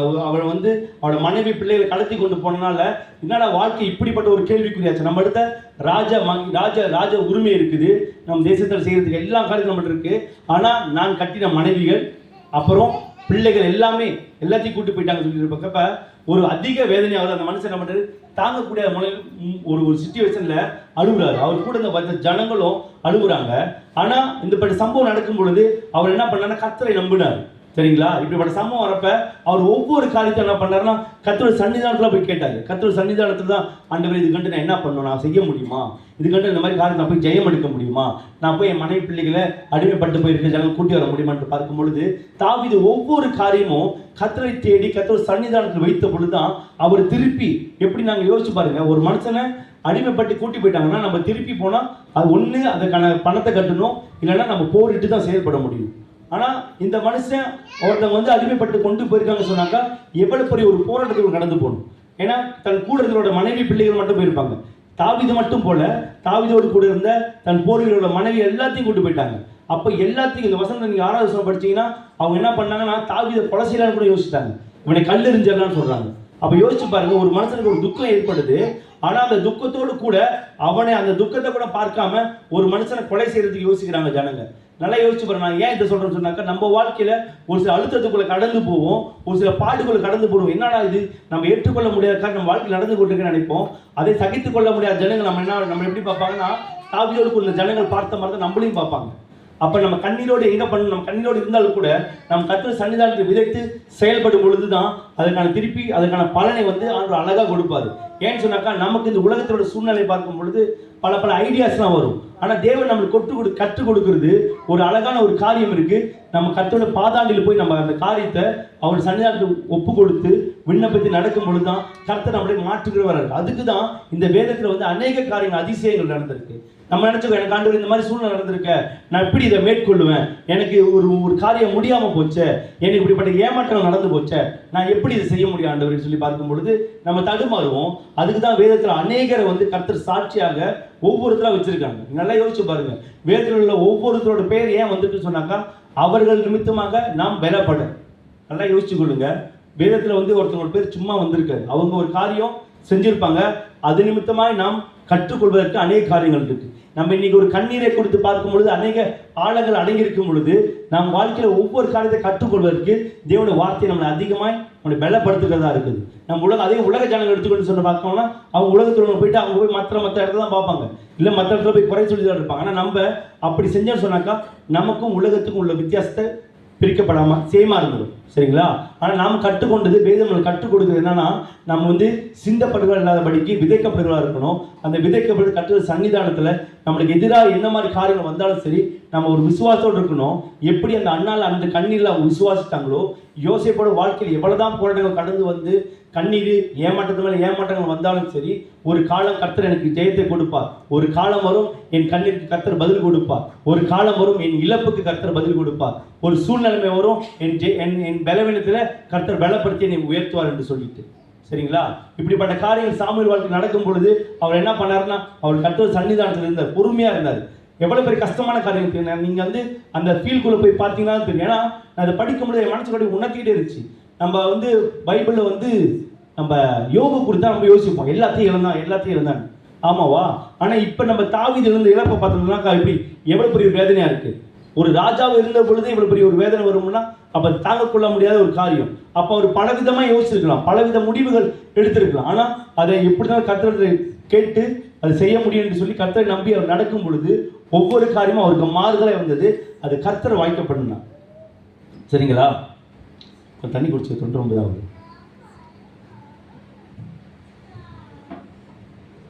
இல்லை நம்ம உலக வாழ்க்கைக்கு நம்ம எப்படி எடுத்துக்கொள்ள முடியும் இந்த மாதிரி காரியத்தை? நம்ம ராஜாவா இல்லையே, நம்ம அண்ணால போயிடல இல்லையே, இல்லை நம்ம யோசிப்பை போல இல்லைன்னு சொல்லி யோசிக்கலாம். நீங்கள் நல்லா யோசிச்சு பாருங்கள். நம்ம வாழ்கிற வாழ்க்கையில் ஒரு சில காரியங்கள் நமக்கு இருட்டாக இருக்குது, ஒரு சில காரியங்கள் நமக்கு தடைகற்களாக இருக்குன்னு சொல்லும் பொழுது, நம்ம கர்த்தருடைய பாதத்தை கண்ணீரோடு ஜெபம் பண்ணும் பொழுது தேவன் வந்து அவரோட வாக்கு தத்துவத்தின்படி இங்கே பாருங்க. நம்ம ஏன் இந்த 56 சங்கீதம் எடுத்துக்க சொன்னாக்கா, தாவீது வாழ்க்கையில் அந்த ஒரு காரியம் ஜெயம் பெற்றதுனால தான் இங்கே எழுதப்பட்டிருக்கு. தாவீது வாழ்க்கையில் கடந்து போன ஒவ்வொரு காரியமும் இது வந்து அவங்களோட கூட வாழ்ந்த எல்லாத்துக்குமே தெரிஞ்சிருக்கும். தாவீது ராஜா அப்படி இருந்தார், இப்படி பிறந்தார், இப்படி வந்தார், இவ்வளோ பெரிய காரியங்கள் போனார், இவ்வளோ அடைஞ்சார். ஆனால் எல்லாவற்றையும் கடந்து போனார். அவர் எல்லாவற்றையும் கடந்து போன ஒவ்வொரு காரியத்திலும் கர்த்தர் அவருக்கு நின்று அவருக்கு உதவி செய்தார்னு சொல்லி. ஆமாங்களா இல்லையா? கர்த்தர் அவருக்கு சிந்தனை எல்லாம் கண்ணிருக்கும். அவர் இழந்த இழப்புக்கு பதிலாக எல்லாவற்றையும் கர்த்தர் அவருக்கு ஒவ்வொரு பதிலை கொடுத்தார். நம்ம நடைமுறை வாழ்க்கையில் வந்து நம்ம நல்லா ஒரு காரியம் புரிஞ்சுக்கொள்ளணும். நம்ம ஏழுக்கு நம்ம கடந்து போகிற எல்லா சூழ்நிலையும் ஜெயமாக இருந்தாலும் சரி, எல்லாம் ஞானமாய் செயல்படும் பொழுது நம்மளுக்கு ஏற்படுகிற ஒரு சில இழப்புகள் ஏற்படும் பொழுது, ஒரு சில கண்ணீரான காரியங்கள் ஏற்படும் பொழுது, தவிர்க்க முடியாத ஒரு பிரிவுகள் ஏற்படும் பொழுது, இல்லை ஒரு துரோகங்கள் ஏற்படும் பொழுது நம்ம தெளிவாக புரிஞ்சுக்கொள்ளணும். நாம் ஜெபத்தில் தேவன் சன்னிதானத்தில் கண்ணீர் விட்டு ஜெபிக்கும் பொழுது தேவன் அதை கேட்டு பதில் கொடுப்பார்னு விசுவாசிக்கணும். ஏன்னு சொன்னாக்கா, தாவீது வந்து ஜெபித்து அதுக்கான பதில் வந்து சேர்ந்துச்சு. அதுதான் வேதத்தில் நிச்சயமாக இருக்குது. சரிங்களா? ஒன்று இல்லை, எனக்கு இந்த மாதிரி காரியத்தில் இருக்குது, எனக்கு குடும்ப காரியத்தில் எல்லாம் ஓகே, நான் செய்கிற வேலை காரியத்தில் வந்து எனக்கு நிறைய த்ரெஷ்ஷாக இருக்குது. நம்ம எல்லாரும் ஒவ்வொரு இதில் வேலை செய்கிறோம். சரிங்களா? இப்போ முந்தி வந்து நம்ம புரிசில் வந்து நம்ம சாட்சி சொல்லியிருக்காங்க, வேலை செய்யறதுல நிறைய பேர் ஒரு விதமாக இருப்பாங்க அப்படின்னு சொல்லியிருப்போம். அப்போ அவங்க சொல்கிறனால தான் நமக்கு தெரியுது. இல்லை நம்ம என்ன நினச்சிருப்போம், அவங்க நம்மள வேலைக்கு போயிட்டு வந்துக்கிட்டு இருக்காங்கன்னு சொல்லிட்டு சாட்சி சொன்னால. ஆனால் ஏன் சாட்சி சொன்னாங்கன்னா, அவங்க அந்த கடந்து போன ஒரு காரியம் இருக்குது, அந்த காரியத்தை கர்த்தர் சன்னிதானத்தை வச்சு செயல்படும் பொழுது கர்த்தர் அதுக்கு பதில் கொடுத்தா அந்த பதிலை புரிஞ்சு எப்படின்னா அவங்க சாட்சி சொல்கிறப்ப நமக்கு தெரிஞ்சிச்சு. இதுனா இப்போ நம்ம வேதத்துக்குள்ளே தான் பார்த்து சொல்கிறப்ப இப்போ நம்ம பார்க்கும்பொழுது நம்ம வாழ்க்கையில் நம்ம கடந்து போகிற சில காரியத்தில் நமக்கு வர ஸ்ட்ரகலில் வந்து அப்படி மேற்கொள்ள கர்த்தர் உதவி செய்திருக்காரு, அதுக்கான ஆசீர்வாதத்தை கொடுத்துருக்காரு. அப்போ நம்மளோட வாழ்க்கையிலும் சரி, வேலைகள் நிமித்தமாகவோ கடந்து போகிற எல்லா பாடுகள் நிமித்தமாகவோ கவலைப்பட வேணாம். நம்ம என்ன பண்ணணும், தெளிவாக கர்த்தருடைய பாதங்களில் அமர்ந்திருந்து அவரோட வசனத்தை தியானித்து. ஏன்னு சொன்னாக்கா, இப்போ நம்ம வந்து வேதம் நம்ம அதிகமாக நம்ம வேதத்தை வாசிக்கும் பொழுது தான் கர்த்தருடைய வார்த்தை நம்மளுக்கு எந்த சிச்சுவேஷனில் நம்மளுக்கு ஹெல்ப் பண்ணும், எந்த சிச்சுவேஷன் நம்மளுக்கு வழி நடத்தும். இல்லை நம்ம ஏன்னு சொன்னாக்கா, நம்ம உலக காரியத்தை நம்ம நிறைய காரியம் பார்ப்போம், அது தப்பு இல்லை. ஆனால் நமக்கு ஒரு முடிவெடுப்பதற்கோ நாம் நடந்து கொள்வது சரியான பாதை என்று ஆராய்ந்து கொள்வதற்கு நம்மளை கற்றுக் கொடுக்குற ஒரு காரியம் இருக்குது, இந்த பைபிள் தான். பைபிள் சொல்கிற ஒவ்வொரு காரியத்தை நம்ம பின்பற்றி நடக்கும் பொழுது தான் அப்போதான் நம்மளோட ஒவ்வொரு காரியத்தையும் மேற்கொள்ள முடியும். நான் சொன்னது உழைப்பில் வந்து ஒரு வேலை சிச்சுவேஷனை வந்து நம்மளுக்கு ஒரு காரியமாக இருக்குது, கஷ்டமாக இருக்குது, நம்மளுக்கு ஸ்ட்ரகலாக இருக்குன்னா நம்ம ஜெபிப்போம். கர்த்தர் சன்னிதானத்தை வந்து ஜெபிக்கும் பொழுது தான். இல்லை கோவப்பட்டு நம்ம வேலை செய்யறதுல பேசிட்டோம்னா, இப்போ நான் வேலை செய்கிறதுலாம் வந்து சொன்னால் நீங்கள் யோசிச்சுருவீங்க. எப்படின்னா, இப்போ நான் ஒரு ஷார்ட்டாக ஒரு காரியம் சொல்கிறேன். இப்போ நம்ம என் வேலை செய்கிற கம்பெனியில் ஒரு 15 லோரி இருக்குது. ஒவ்வொரு ஆளுக்கும் ஒரு லோரி கொடுத்துருவாங்க.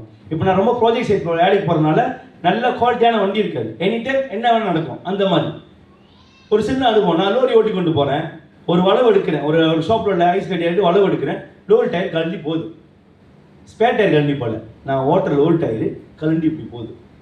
அப்போ எனக்கு எப்படி இருக்கும்? அதே அந்த கழண்டி போகிறப்ப முன்னுக்கு ஒரு வாகனமோ முன்னுக்கு மோட்டர் ஒரு ஆள் வந்து என்ன ஆயிருக்கும்? இல்லை எனக்கே அது எதுவும் ஆபத்து ஏற்படுது, எனக்கு அவ்வளோ வேதனையாக இருக்கும். அது வந்து எனக்கு பாருங்க, ஒரு ரியலாக நடந்த சம்பவம். இதுக்கு கோவப்படுறதுக்கு நான் தகுதியானவன், இப்படிப்பட்ட ஒரு சம்பவம் நினச்சி தகுதியானவன். ஆனால் நான் அதை கோவப்பட்டு நான் என்ன பண்ணி நான் கம்பெனியில் போய் எதுவும் பேசியிருந்தேன்னா என்ன நடந்திருக்கும், ஒரு ஆர்கியூமெண்ட் நடந்திருக்கும், ஒரு ஏதாச்சும் ஒரு ப்ராப்ளம் வந்திருக்கும். ஆனால் கர்த்தர் சன்னிதானத்தில் வைக்கும் பொழுது ஒவ்வொரு காரியமும் மாற்றி அமைக்க கர்த்தர் கிருபை செய்தார். அதே மாதிரி நம்ம வாழ்க்கையில் ஒரு சில காரியங்கள் வந்து நம்ம எதிரே பார்க்க முடியாது, நல்லா தான் போய்கிட்டு இருக்கும், டக்குன்னு பார்த்து ஒரு பெரிய குழி இருக்கும். குழின்னு சொல்கிறது நம்ம வாழ்க்கையில் கடந்து போகிற ஒரு சிச்சுவேஷன் சொல்கிறேன், சரிங்களா?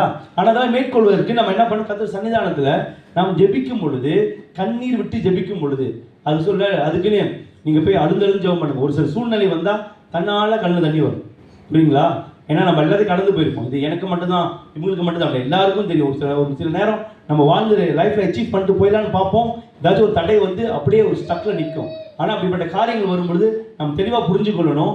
நான் கர்த்தர் சன்னிதானத்தில் ஜெபித்தேன் என்று சொன்னால், அந்த வசனத்தின்படி நான் கண்ணீரோடு கர்த்தரோட பாதத்தை விதைத்தேன் என்று சொன்னால் கர்த்தர் கண்டிப்பாக அதுக்கான அறுவடையை தருவார். ஏன்னா இப்போ அறுவடை என்று சொல்லி பார்க்கும் பொழுது எனக்கு எப்படி தோணுச்சா, இந்தியாவில் உள்ளவங்க பற்றி யோசனை வந்துச்சு. இப்போ அறுவடைன்னு சொல்லிட்டா நம்ம நாட்டில் வந்து இந்த வயல்வெளியில் ரொம்ப குறவில்லை. இந்தியாவில் உள்ள வாழ்க்கையை பார்க்கும் பொழுது அவங்க அறுவடை பண்ணுறாங்க. அவங்க அறுவடை சரியான லாபத்தை கிடைக்காதனால அநேகர் என்ன பண்ணுறாங்க, இறந்து போகிறாங்க. அவங்க சும்மா இறந்து போனது இல்லைங்களா, அவங்க நடந்துபட்ட ஏமாற்றம். ஒருத்தவங்க விதைச்சி வயலில் நடுறாங்க, எல்லாம் செஞ்சுறாங்க. அவங்களுக்கு ஒரு நம்பிக்கை இருக்கும், எனக்கு இது வரப்ப ஒரு நல்ல வருமானம் வரும், இதை கொண்டு நான் என் குடும்பத்தை நான் மேனேஜ் பண்ணிக்க, இதை வச்சு என் குடும்பத்தை நான் பார்த்துக்குன்னு சொல்லி வரும். ஆனால் ஏமாற்றங்கள் வரும் பொழுது, ஒரு சூழ்நிலைமைக்கு வரும் பொழுது, அவங்க பண்ண வியாபாரம், அவங்க பண்ண தொழிலில் வந்து ஒரு சக்ஸஸ் பண்ண முடியல. என்ன வராங்க, இந்தியாவில் அநேக பேர் என்ன பண்ணுறாங்க, இது ஒரு விரக்தினால அழுந்து என்ன யோசிக்குதுன்னு தெரியாமல் உயிர் இழந்திருக்காங்க. நம்மளுக்கெல்லாம் தெரியும் தானே, எவ்வளோ பேர் இந்தியாவில் உயிர் இழந்திருக்காங்க. வேலைனால தான். சொந்த நிலத்தை வச்சுருப்பாங்க, அவ்வளோ பேர் நிலம் வச்சுருப்பாங்க, கரெக்டாக எனக்கு சரியான இது வரல. ஏன்னு சொன்னாக்கா, நல்லா யோசிச்சு பாருங்கள், இது வந்து ஏற்றுக்கொள்ள முடியாது தான். ஏன்னா அவங்க கடந்து போகிறாங்க, அவங்கள்ட்ட நம்ம போய் அட்வைஸ் பண்ண முடியல. ஏன்னா அந்த நேரத்தில் அவங்க கடந்து போகிற சிச்சுவேஷன் அவங்களுக்கு அவ்வளோ பெரிய வேதனையாக இருக்கும். அதான் சொன்னேன், ஒரு மனுஷனுக்கு ஒரு வேதனை வந்துச்சுன்னா அதை தெளிவாக கர்த்தருடைய பாதத்தை நம்ம ஒப்பு கொடுத்து விட்டால்தான் நம்ம வாழ்க்கையில் நெக்ஸ்ட் லெவல் கொண்டு போக முடியும். இல்லை நம்ம எக்ஸாம்பிள் நம்ம சொன்ன மாதிரி இந்தியாவில் நம்ம சம்பவம் மாதிரி பார்க்கும் பொழுது, இல்லை நம்ம வாழ்க்கையில் வருது, இதுக்கு மேலே என் வாழ்க்கையில் எழும்பவே முடியாது, என் வாழ்க்கையில் நான் ஜெயிக்கவே முடியாது, என் குடும்பத்தை நான் நெக்ஸ்ட் லெவல் கொண்டே போக முடியாதுன்னு சொல்லிட்டு தன்னை என்ன பண்ணாங்க, தவறான முடிவுகள் கொண்டு போய் அவங்க என்ன பண்ணுறாங்க, தன் வாழ்க்கையை முடிச்சிடுறாங்க. ஆனால் கர்த்தர் நம்ம கற்றுக் கொடுக்குறாரு, நம் கண்ணீர் என்று வரும் பொழுது, உலக சூழ்நிலைகள் நம்ம கண்ணீரை வருவிக்கும் பொழுது, கர்த்தராக இயேசு கிறிஸ்துவின் பாதத்தை விதைக்கிற பொழுது அவர் என்ன பண்ணுறாருன்னா, நம்ம ஜெபத்தை கேட்டு முதல்ல நம்ம ஜெபத்தை கேட்டு அதுக்கு பதில் கொடுக்குறார். உழைப்பு நிமித்தம் நம்ம கண்ணீர் விட்டுன்னு சொன்னாக்கா தேவன் அதுக்கான பலனை கொடுப்பார். அவன் சொன்னது வந்து அவங்க உழைப்பில் வந்து ஏமாற்றம் ஏற்பட்டிருக்கு, இல்லை சரியான ஆதாயம் பார்க்க முடியல. ஜெபிக்கும் பொழுது கர்த்தர் அவங்களுக்கு ஏற்றத்தக்க பலனை கண்டிப்பாக கொடுப்பாரு. இல்லை இப்போ நம்ம சபையில் ஊழியர் செய்யணும் வச்சுக்கோமே, இது ஊழிய காரியத்தை கொடுத்து நான் கொஞ்சம் யோசித்தேன். ஏன்னா நம்ம எல்லாம் ஊழியர் செய்யணும், நம்ம இருக்கிற எல்லாருமே ஆளுக்கு ஒரு சைட்டு, ஆளுக்கு ஒரு விதத்தில் ஏதாவது ஒரு ஊழியம் செஞ்சு கொடுத்துருக்கோம், சரிங்களா? அப்போ நம்ம கர்த்தரோட சேவை என்று சொல்லி பார்க்கும் பொழுது நம்மளுக்கெல்லாம் நம்ம நினைக்கிற மாதிரியும் செய்ய முடியாது. நம்ம நினைக்கிற மாதிரி போய் சுவிசேஷம் கூட அறிவிக்க முடியாது. ஏன்னா உலக ஜனங்கள் ஒரு மாதிரி இருப்பாங்க, உலக சிச்சுவேஷன் ஒரு மாதிரி இருக்கும். ஆனால் நம்மளுக்கு அப்படிப்பட்ட காரியங்கள் போராட்டம் வரும் பொழுது நம் கர்த்தருடைய பாதத்தில் வைத்தாதான் அதை மகிமையாக செயல்படுத்தி கொடுப்பார். நம்ம செய்கிற ஒவ்வொரு ஊழியமாக அப்படின்னா, நான் கேஷல் போகிறேன், இல்லை மற்றவங்க வந்து ப்ரேயர் லீட் பண்ணுறோம் அப்படி சொல்லியிருக்கப்ப ஒவ்வொரு ஊழியம் செய்யும் பொழுது அது தடைகள் இருக்குதா, அது போராட்டங்கள் இருக்கா, நம்ம கர்த்தர் சன்னிதானத்தில் வைக்கும் பொழுது கர்த்தர் என்ன பண்ணோம், அவரோட ஊழியத்தின் நிமித்தமாக நம்ம மகிமையாக உயர்த்துவார். ஏன்னா இயேசு கிறிஸ்து பூமியில் பிதாவோட சித்தத்தை வந்து எல்லா சூழ்நிலையும் அவர் செய்யும் பொழுது தன்னை தாழ்த்தி அவர் என்ன பண்ணாருன்னா கர்த்தரோட பாதத்தை வைத்து செயல்படும் பொழுது கர்த்தர் அவர் மகிமையாக உயர்த்தி நம்மளை வந்து நாம் வந்து அவர் துதிக்க அவர் ஒரு வழிகாட்டியை நமக்கு வைத்திருக்கிறார். அது எப்படி நடந்துச்சுன்னா, அவர் செயல்படுற ஒவ்வொரு காரியத்தை அவர் கர்த்தரோட சன்னிதானத்தை வைத்ததுனால. நான் உங்கள்கிட்ட வந்து ஒரே ஒரு காரியம் சொல்லி தான் முடிக்க போகிறேன். நம் வாழ்க்கையில் கடந்து போகிற எல்லா காரியமாக இருக்கட்டும், இல்லை நம்ம கண்ணீர் வடிக்கல என்று சொல்ல, ஒரு சூழ்நிலை நமக்கு இடரா வருதா, நம்மளுக்கு ஒரு தோல்விகள் வருதா, ஒரு கண்ணீர் வருவதா, நல்லா புரிஞ்சு கொள்ளுங்க. கண்ணீரோடு கர்த்தர் சன்னிதானத்தில் விதைங்க. நம்மளோட ஜபத்தையும் நம்மளோட கண்ணீரும் கர்த்தரால் துருத்தியில் எடுத்து வச்சிருக்காரு. அதுக்கான பலனை நமக்கு அதிகமாக கொடுப்பான். ஏன்னா வேதத்தை நம்ம பார்க்கும் பொழுது அன்னாரின் கண்ணீருக்கு தன் பிள்ளையை வந்து அந்த தேசத்துக்கு ஒரு போஜனமுள்ள மகனாக்கினார். யோசேப்பின் வாழ்க்கையில அவர் வந்து அந்த தேசத்துக்கு பிரதமர் ஆக்கினார். தாவீதோட வாழ்க்கையில கடந்து போன ஒவ்வொரு கண்ணீரும் பாடையிலும் அவர் வந்து ஒவ்வொன்றும் சரி போராட்டங்கள் வந்து கொண்டு தான் இருந்துச்சு தாவீது வாழ்க்கையில. ஆனால் ஒவ்வொன்றிலும் அவர் கர்த்தரை தேடும் பொழுது அதுக்கான ஜெயம் வந்துச்சு. தன் குடும்பங்களை சூறையாடி ஜனங்கள் சிறைப்பட்டு கூட்டி போகும் பொழுதும் அவரை கர்த்தரை தேடினாரு, ஒவ்வொன்றிலும் அவர் ஜெயம் எடுத்தார். அதே போல தான் நம்ம வாழ்க்கையிலும் சரி, கடந்து போகிற எல்லா காரியமா இருக்கட்டும், எதிர்கால காரியமா இருக்கட்டும், பயங்களா இருக்கட்டும், இழப்புகளா இருக்கட்டும், நாம் கண்ணீர் விட்டு கர்த்தர் சன்னிதானத்தில் ஜெபிக்கும் பொழுது அவர் நம்மளை ஒரு மகிமையாய் மாற்றுவார். அதற்கு ஆசீர்வாதம் நாம் பெற்றுக்கொள்வோம். சரிங்களா? எழுந்து நின்றுங்க, நம்ம கண்களை மூடி ஜெபம் செய்வோம். ஹல்லேலூயா. கர்த்தர் நீ நல்லவராய் இருக்கிறீர் ஆண்டவரே.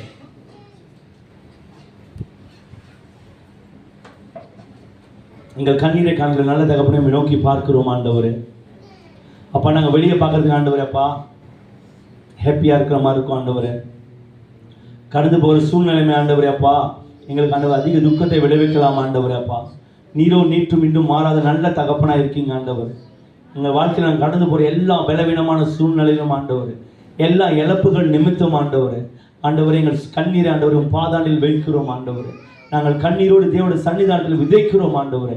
நாங்கள் கம்பீரமாய் அறுக்கத்தக்க எங்கள் நசனாக இயேசு கிறிஸ்து நீர் எங்களுக்கு பலனை தருகிறவராக இருக்கீங்க ஆண்டவரே. நீர் எங்கள் ஜெபத்தை கேட்டு எங்களுக்கு பதில் அளிக்கிற தேவனாக இருக்கீங்க ஆண்டவரே. எங்கள் விண்ணப்பத்தை கேட்டு எங்களுக்கு பலனை கொடுக்கிறவராக இருக்கீங்க ஆண்டவரே. தகப்பனே அப்பா, எங்கள் ஆண்டவரே உலக வாழ்க்கையிலும் ஆண்டவரே, ஆவிக்குரிய வாழ்க்கையிலும் ஆண்டவரே, கடந்து போகிற எல்லா சூழ்நிலையிலும் ஆண்டவரே, கர்த்தராக நீர் இருந்து ஆண்டவரே உம் நாமத்துக்கு மகிமை எங்களை பயன்படுத்துவீராக சுவாமி.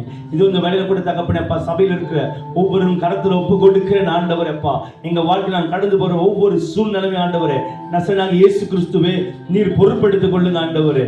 எங்கள் சூழ்நிலைகளை மேற்கொள்ள கூடாது ஆண்டவரே, நசனாக தேவன் நீர் பொறுப்படுத்திக் கொள்ளுங்கப்பா, நீர் மேற்கொள்ளுங்க ஆண்டவரே. எங்க வாழ்க்கையில் ஒரு புது பலன் ஆண்டவரே அப்பா, நாங்கள் ஆண்டவரே அப்பா அறுக்கத்தக்க கர்த்தர் கிருபை செய்யுங்கப்பா. கம்பீரமாய் நசனாக இயேசு கிறிஸ்துவின் நாமத்தில் நான் கம்பீரமாய் அறுக்கத்தக்க கர்த்தர் நீர் கிருபை செய்வீராக ஆண்டவர், வழி நடத்துவீராக. அன்பின் இயேசுவின் மூலம் வேண்டிக் கொள்கிறோம் எங்கள் ஜீவனுள்ள நல்ல பிதாவே, ஆமென்.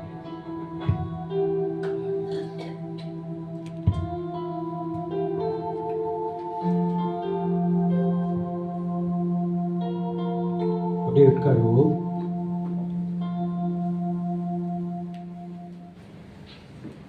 ஹல்லேலூயா. கர்த்தர் நல்லவர். இந்த நாளில் நம்மளோடு இடைப்பட்டு இருக்கிறார்.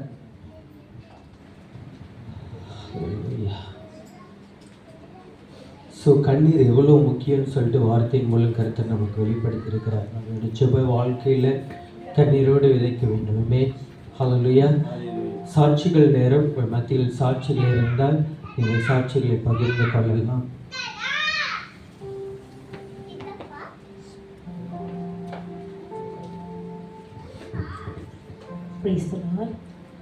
என்னோட சாட்சி என்னன்னாக்கா, கொஞ்சம் டைம் எடுக்கும். ஆண்டவர் வந்து நேற்றுலேருந்து எனக்கு உணர்த்திக்கிட்டு இருந்தது. ஒரு வர்ஷிப் லீட் பண்ணுறப்போ கூட நான் கொஞ்சம் தடுமாறினேன். அந்த டைம் கூட ஆண்டவர் உணர்த்தின இந்த சாட்சியை சொல்ல சொல்லி. என்ன சாட்சி அப்படின்னாக்கா, என்னோட வாழ்க்கையில் வந்து 12 வயசுலேருந்து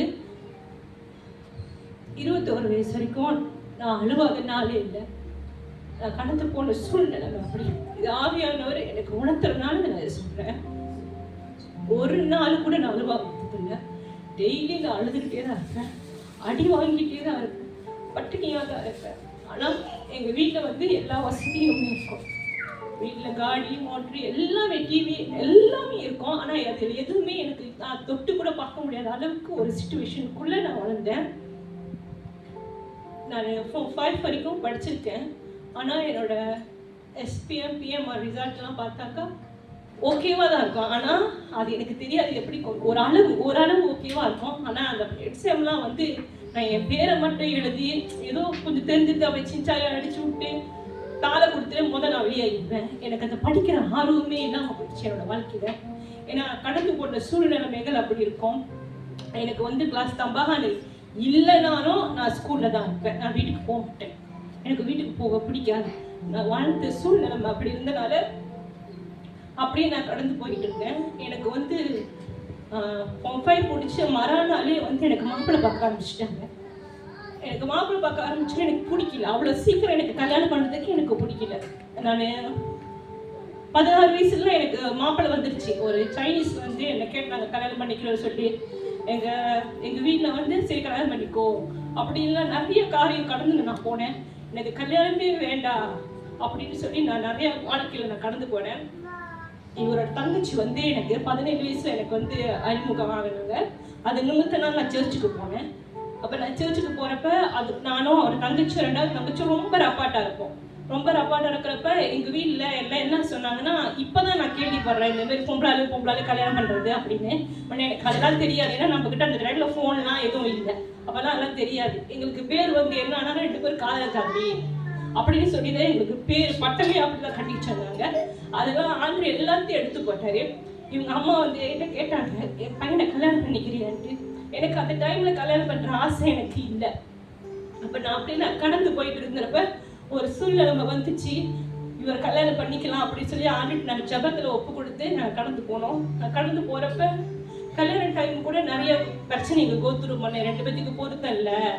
எங்கள் 2 பேர்த்தோட மனசு பொருந்துனாலும் பார்க்குறவங்க கண்ணுக்கு அது பொருத்தம் இல்லாத பறி அந்த மாதிரி தோணுச்சு எனக்கு. நான் சொன்னேன், எனக்கு கல்யாணம் வேணாம், நிப்பாட்டிடலாம், எல்லா இதையும் நிப்பாட்டுங்க அப்படின்னு சொல்லி நான் சொல்லிட்டு இப்படிக்கும் காட்டெலாம் அடிச்சாச்சு. கல்யாண காட்டெலாம் அடிச்சாச்சு. அந்த பாட்டை சொன்னேன், இவர் முடியவே முடியாதுன்னு சொல்லிட்டாரு. அப்போ எல்லாம் பேசி எல்லாம் இது பண்ணி கல்யாணத்தை வந்து பாஸ்டர் பீட்டர் நாராயணன் ரொம்ப நல்ல கிராண்டாக செஞ்சார். அதுக்கு ஆண்டுக்கு ஸ்தோத்திரம். இன்னொரு காரியம் நான் என்ன சொல்கிறேன்னா, கல்யாணம் பண்ணி 40 நாள் நாங்கள் 2 பேரும் சந்தோஷமா இருந்தது 40 நாள். அதுக்கப்புறம் அவர் அடிபட்டுட்டாரு. அடிபட்டதுக்கு அப்புறம் திருப்பி அதே கண்ணீரின் பாதையில நான் கடந்து போனேன். இப்படியே நான் கடந்து போன எனக்கு ஒரு மாதிரியா ஒரு வெறுப்பு தட்டி போயிடுச்சு. எஸ்ராவுக்கு மாசமா இருக்கிறப்ப எனக்கு ஒரு மாதிரியா வெறுப்பு தட்டி போச்சு. என்னோட புரத்தி போரிக்கும் இப்படிதான் நம்ம போயிட்டு இருக்கோமா அப்படின்ட்டு.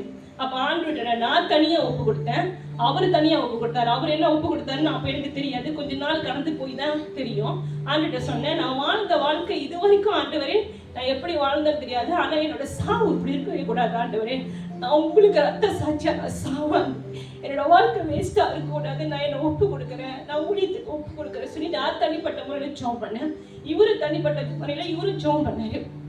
ஜெபம் பண்ணதுக்கு அப்புறம் எங்களுக்குள்ள நாங்க பேசுறப்ப சாணத்தை இந்த மாதிரி பேசினப்ப அப்புறம் 2 பேருமே கை கோர்த்து நாங்க ஜெபம் பண்ண, ஆண்டவரே உங்களுக்கு ஊழியத்துக்கு நாங்க ஒப்பு கொடுக்குறோம் ஆண்டவரே, நீங்க எங்களை நடத்துங்க ஆண்டவரேன்னு சொல்லி சொன்னப்ப எல்லா காரியமே அப்படி தலைக்கீழ ஆண்டவர் மாற்றி போட்டாரு. எல்லாத்தையுமே மாறி போட்டு எப்படிதான் எங்க வாழ்க்கை மாறிடுச்சுன்னு எங்களுக்கு தெரியல. ஊழிய பாதையில ஒவ்வொரு டைம் கடந்து போக போக போக ஆண்டவர் அவ்வளோ ஒரு மாற்றத்தை வாழ்க்கையில கொடுத்தாரு. இன்ன வரைக்கும் ஆண்டவர் நடத்திக்கிட்டு இருக்கிறாரு. அதுக்காக ஆண்டவருக்கு ஸ்தோத்திரம். நன்றி.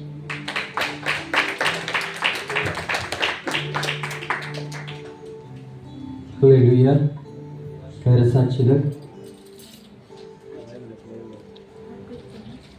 சாட்சி இல்லையா? நானும் என்னோட சாட்சியை சொல்கிறேன். எனக்கு உணர்த்தப்பட்ட காரியம்தான். ஆமென். என்னோட சாட்சியும் ஒரு நீண்டான ஒரு சாட்சி தான். இது ரொம்ப நாளாக இந்த சபையில் நான் என்னுடைய சாட்சியை நான் பகிர்ந்து கொள்ளணும்னு விருப்பப்பட்ட ஒரு நாள். இந்த நாள் தேவன் எனக்கு அமைத்து கொடுத்திருக்கிறார். அதற்காக நன்றி. என்ன சாட்சினா, தயவுசெய்து முக்கியமான ஒரு சாட்சி என்கிட்ட உங்களுடைய காதுகளை இங்கே திருப்பி என்கிட்ட சாட்சிகளை கேளுங்கள். நான் உயிரோடு இங்கே நிற்பது தேவனுடைய கிருபை. அவர் இல்லைன்னா நான் உயிரோடு இங்கே நிற்க முடியாது. இந்த வருஷத்தில் 3ஆம் மாதத்தில் மார்ச் மாதத்தில் நான் ஒரு காரியத்துக்குள்ளாக கடந்து போனேன். ஒரு வியாதிக்குள்ளாக நான் கடந்து போனேன். என்னோடய வாழ்க்கையில் அது இட்ஸ் நாட் ஒரு காரியம் மட்டும் என் வாழ்க்கையில் நான் சொல்ல முடியாது. தொடர்ந்து நான் ஒரு காரியத்துக்காக கொஞ்சம் சத்தம் இல்லாமல் பார்த்துக்கிறீங்களா பிள்ளைங்கள? ஒரு காரியம் மட்டும் அல்ல, தொடர்ந்து மற்ற காரியங்களுக்குள்ளாக ஒரு நாள் முடிஞ்சு ஒரு நாள் முடிஞ்சு ஒரு நாள் அப்படியே என்னுடைய காரியங்களுக்குள்ளாக அது வளர்ந்துக்கிட்டே இருந்துச்சு. என்னோடய வாழ்க்கையில் தேவனுக்கு பிரியமில்லாத காரியம் அதிகமாக இருந்தது. என்னோடய வாழ்க்கையில் நான் ரொம்ப கோவப்படுவேனான் இருந்தேன். என் ஒய்ஃப்கிட்ட கேளுங்க, நான் பார்க்க சாதுவாக இருக்கிற மாதிரி இருக்கும், ஆனால் எனக்கு ரொம்ப கோபம் வரும். நிறைய காரியங்கள் என்னோடய வாழ்க்கையில் சரியில்லாமல் கர்த்தருக்குள்ளாக நேரத்தை ரொம்ப நான் தேவனுக்குள்ளாக காரியங்களை செலவு பண்ணாதபடி என்னோடய இஷ்டத்துக்காக நான் காரியக்குள்ளாக இருந்தேன். ஆனால் ஆண்டவர் அந்த காரியங்களுக்குள்ளாக என்னுடைய அந்த டைமில் பேசி ஸோ என்னென்னமோ பண்ணோம், என்னென்னமோ செய்யலாம், என்னென்னமோ வியாதிக்கு என்னென்னமோ எங்கெங்கேயோ போய் எப்படியோ சித்த வைத்தோன்றாங்க, என்னென்னமோ சொல்கிறாங்க. எல்லா இடத்துக்கும் போயாச்சு, மருத்துவமனைக்கும் ஹாஸ்பிட்டல்லையும் இருந்தேன். ஆனால் அந்த இடத்துல கர்த்தர் எனக்கு சில காரியங்களை என் வாழ்க்கையில் மாறும்படியாக கர்த்தர் தயவு கொடுத்திருந்தார். என் வாழ்க்கையில் சில காரியங்கள் மாறும்படியாக கர்த்தர் எனக்கு உதவி செய்திருந்தார். ஆர்டினேஷன் பண்ணுற நேரத்தில் எனக்கு கர்த்தர் கொடுத்த ஒரே ஒரு வார்த்தை என்கிட்ட பேசிகிட்டு இருக்கிறது, ஜீவன் கொடுத்த தேவன் கர்த்தர் மாத்திரம்தான். ஸோ இதை வாழ்க்கையில் என்னோடய மனசில் நான் தேவனுக்கு நன்றி சொல்லிக்கிட்டே இருந்தேன். ஆண்டவரே எனக்கு ஜீவன் கொடுத்துருக்கிறேன்னு. அந்த பாஸ்டர் ஜெபம் பண்ணும்போது அதுதான் எனக்கு கொடுத்துருந்தேன், எனக்கு சொல்லி ஜெபம் பண்ணார். ஸோ நமக்குள்ளே இருக்கிற உயிர் இது கர்த்தருடையது. சில நேரத்தில் வாழ்க்கையில் நிறைய காரியங்கள் கஷ்டங்கள் படலாம், கண்ணீர் படலாம். நேற்று கூட ஒரு சின்ன நாடகத்தோடைய ஒரு காரியத்தை நான் பார்க்கும் பொழுது நான் ஆண்டுகிட்ட கேட்டேன், ஆண்டவரே என்னோடய சாட்சியில் என்னோட அம்மாவை நான் 1 வயசில் இழந்தேன். எனக்கு அம்மா 1 வயசில் இழந்தேன். ஆண்டுகிட்ட கேட்டேன், இந்த மதரோட லவ் எனக்கு நான் ரொம்ப ஃபீல் ஆகலையேன்னு சொல்லிட்டு அந்த நாடகத்தை பார்த்து நான் என் பாட்டுக்கு அழுந்துகிட்டு இருந்தேன். ஏன் அழுந்துகிட்டு இருந்தேன்னா, சண்டையில் அந்த அந்த அந்த அந்த எனக்கும் அந்த நாடகத்தும் ஒரு மாதிரி இருந்துச்சேன்னு சொல்லிட்டு நாடகத்தை கேட்டுட்டு இருக்கும் போது சில காரியங்கள் நம்ம வாழ்க்கையில் அது நடக்கும் இல்லையா. இந்த கண்ணீர் மத்தியில் கர்த்தர் நமக்கு பலனாக இருக்கிறார். இனிமேல் நம்ம வாழ்க்கையில் சில கஷ்டங்கள் வரும், சில பிரச்சனைகள் வரும். கண்ணீரில் வடிந்து அது அப்படியே நம்ம சோகமாக இல்லாதபடி கர்த்தர் இடத்துல நம்ம இருந்தோம்னா அவர் நம்மளுக்கு சந்தோஷமாய் மாற்றுகிற தேவன். என் வாழ்க்கையில் கர்த்தர் நிறைய காரியங்களை இந்த வருடத்தில் செய்தார். இங்கே இருக்கிறவங்க உங்கள் மத்தியிலும் கர்த்தர் பெரிய காரியங்களை செய்வார். மீன் இதுதான் என்னோட சாட்சி. ஹல்லேலூயா. கடைசியாக என்னோட சாட்சி வேறு யாருக்கும் இருக்குங்களா? சாட்சி இல்லைன்னா நம்ம காணிக்கைக்கு கடந்து செல்வோம். Come, brother John Robert. காணிக்கைக்காக ஜோபேன்.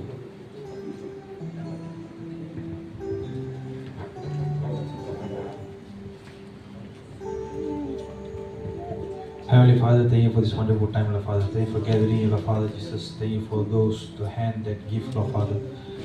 Yes, Lord, you said that whatever you give from your heart abundantly, Lord Father, you will give back double and triple, Lord Father.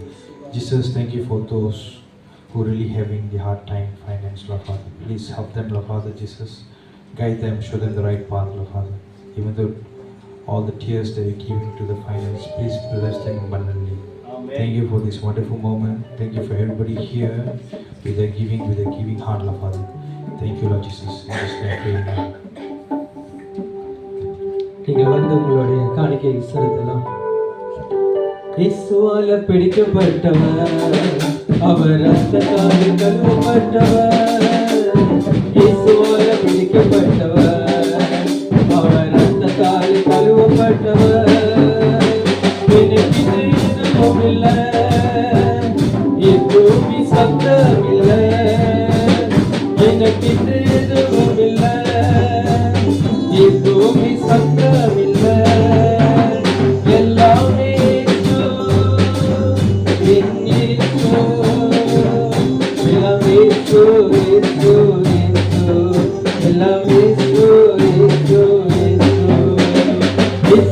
பிடிக்கப்பட்டவர், அவர் ரத்தத்தால் கழுவப்பட்டவர். இயேசுவால் பிடிக்கப்பட்டவர், அவர் ரத்தத்தால் கழுவப்பட்டவர். எனக்கு எதுவும் இல்லை, எப்பூமி சத்தம் இல்லை. எனக்கு எதுவும் இல்லை, எப்பூமி சத்தம் இல்லை. எல்லாமே இயேசு, என் இயேசு. எல்லாமே இயேசு, இயேசு, இயேசு. எல்லாமே இயேசு, இயேசு, இயேசு. சபையின் அறிவிப்புகளை கேட்போம். நானே சொல்லிடுற அறிவிப்பு. வழக்கம் போல் நம்மளோட திருச்சபையில் சண்டே ஆராதனை நடக்கும். கவனத்தில் கொள்ளுங்கள். இந்த ஆராதனை 10:30 மணிக்கு நடக்கும். நீங்கள் வெள்ளனியாக வந்துட்டீங்கன்னா இது ரொம்ப நல்லது. ஒரு காரியத்தை உங்கள் இடத்துல நான் சொல்கிறேன். நீங்கள் சபைக்கு வருகிற அந்த டைமில் பஞ்சுவாலிட்டியாக நீங்கள் இருந்தீங்கன்னு அது ஒரு தனிப்பட்ட ஆசீர்வாதம் உங்கள் வாழ்க்கையில் நீங்கள் பார்க்கலாம். பார்த்தவங்க நிற்கிறேன், அதனால் நான் சொல்கிறேன். நான் கடந்து இருந்த போதகர் என்ன தெரியுங்களா செய்வார்? எவ்வளோ சீக்கிரத்தில் பஞ்சோல கணக்காக, இது சண்டே ஆராதனை மட்டும் இல்லை, எல்லா ஊழியத்திலும் பஞ்சலாக இருப்பார். அந்த இடத்துல அந்த ஆசீர்வாதத்தை நான் பார்த்தேன். அதனால் நம்ம பழகிக்கொள்ளுவோம். லேட்டாக வர்றதை தவிர்த்துட்டு கணக்காக 10:30 மணிக்கு ஆரம்பிக்குதுன்னா ஒரு 10:20க்குலாம் நீங்கள் இங்கே இருந்தீங்கன்னா அது ஆசீர்வாதமாக இருக்கும். வர்ஷிப் ப்ராக்டிஸ் 10:30 மணிக்கு நடைபெறும், 10 மணிக்கு நடைபெறும். பின்னால் ஜெபம் 10 மணிக்கு நடைபெறும். இதிலெல்லாம் யார் யார் பங்கெடுக்கிறீங்களோ நீங்கள் அதில் கலந்து கொள்ளுங்கள். கர்த்தர் உங்களை ஆசீர்வதிப்பார். சரிங்களா? அது முடிஞ்சு நம்மளுக்கு வெள்ளிக்கிழமை ஜெபக்கூட்டம், திருச்சபையின் ஜெபக்கூட்டம் நடக்கும். இங்கே இருக்கிற வட்டாரத்தில் இருக்கிறவங்க, ஃப்ரீயாக இருக்கிறவங்க நீங்கள் வந்து கலந்து கொள்ளுங்கள். அது ஆசீர்வாதமாக இருக்கும். சில பேர்கிட்ட உங்களோட சுவிசேஷத்தை சொல்லுவீங்க. சபைக்கு வர சில ஞாயிற்றுக்கிழமை வேலை நேரத்தினால வர முடியாமல் இருந்தால் அந்த ப்ரேயர் டைமை கூட்டிகிட்டு வாங்க, அவங்களுக்காக இங்கே ஜெபம் பண்ணலாம். சில நோய்பாட்டு இருப்பாங்க, பிரச்சனைக்குள்ளே இருப்பாங்க, கட்டுக்குள்ளே இருப்பாங்க, நிறைய காரியத்துக்குள்ளே இருப்பாங்க. அவங்கள கூட்டிகிட்டு வந்து இந்த இடத்துல நம்ம ஜெபிக்கலாம். நீங்கள் அழைத்து வாருங்கள். திருச்சபை மற்ற ப்ரோக்ராம் என்னென்னா, வியாழக்கிழமை நமக்கு வீட்டு கூட்டங்கள் இருக்கும்.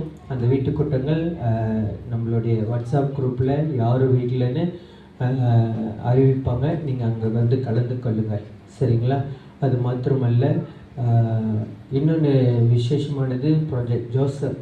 உங்களுடைய கொடுக்குற காரியங்கள் மத்தியில் இதுவும் ஒரு காரியம். உங்களுடைய ஜாமான் நீங்கள் எதுவும் வாங்கியிருந்தீங்களா, நீங்கள் பின்னால் ஒரு பாக்ஸ் இருக்குது, அதில் கொண்டு வந்து கொடுங்கள். இது உங்களுக்கும் கருத்திற்கும் உள்ள ஒரு கொடுக்கல், சரிங்களா? ஏழைக்கு இறங்குறவர் கர்த்தருக்கு கடன் கொடுக்கிறான் என்ற அர்த்தம். அந்த காரியத்துக்குள்ளே உங்களுக்கு விருப்பமான காரியங்களை நீங்கள் செலுத்துங்கள். கர்த்தர் உங்களை ஆசீர்வதிப்பார். மற்ற சாட்சிகள் இருக்காதுன்னு நினைக்கிறேன். ஓகே, வேறு காரியங்கள் இல்லை. அப்படி எழுதணுமாக நம்ம என்ன செய்வோம்? இறுதி ஆராதனைக்கு இறுதியை ஜெபத்துக்காக செய்வோம்.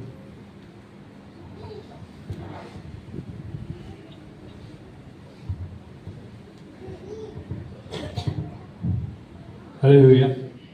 கர்த்தர் நல்லவர்.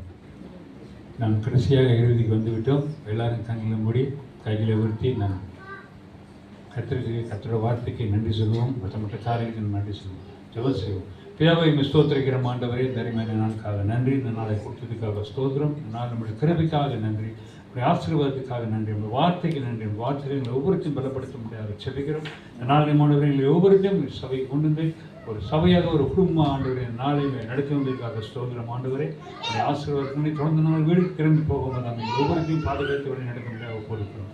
நன்றி செலுத்துகிறோம். ஒயிற்றுக்கிறமே தாழ்த்தி இயேசுவின் நாமத்தில் கட்டி செபிக்கிறோம் பிதாவே. ஆமென். சொல்லுமா? நாத்துமாவே கர்த்தரை ஸ்தோத்திரி, என் முழுவதுமே பரிசுத்த நாமத்தை ஸ்தோத்திரி. என் ஆத்துமாவே கர்த்தரை ஸ்தோத்திரி, கர்த்தர் செய்த சகல உபகாரமும் மறவரும். ஆமென். ஆமென். கர்த்தரோட அன்பும் கிருபையும் நம்மளோடு கூட என்றென்றும் இருப்பதாக ஒருத்தருக்குள் ஐக்கியப்பட்டு நம்ம கண்டிப்போம். ஆமென்.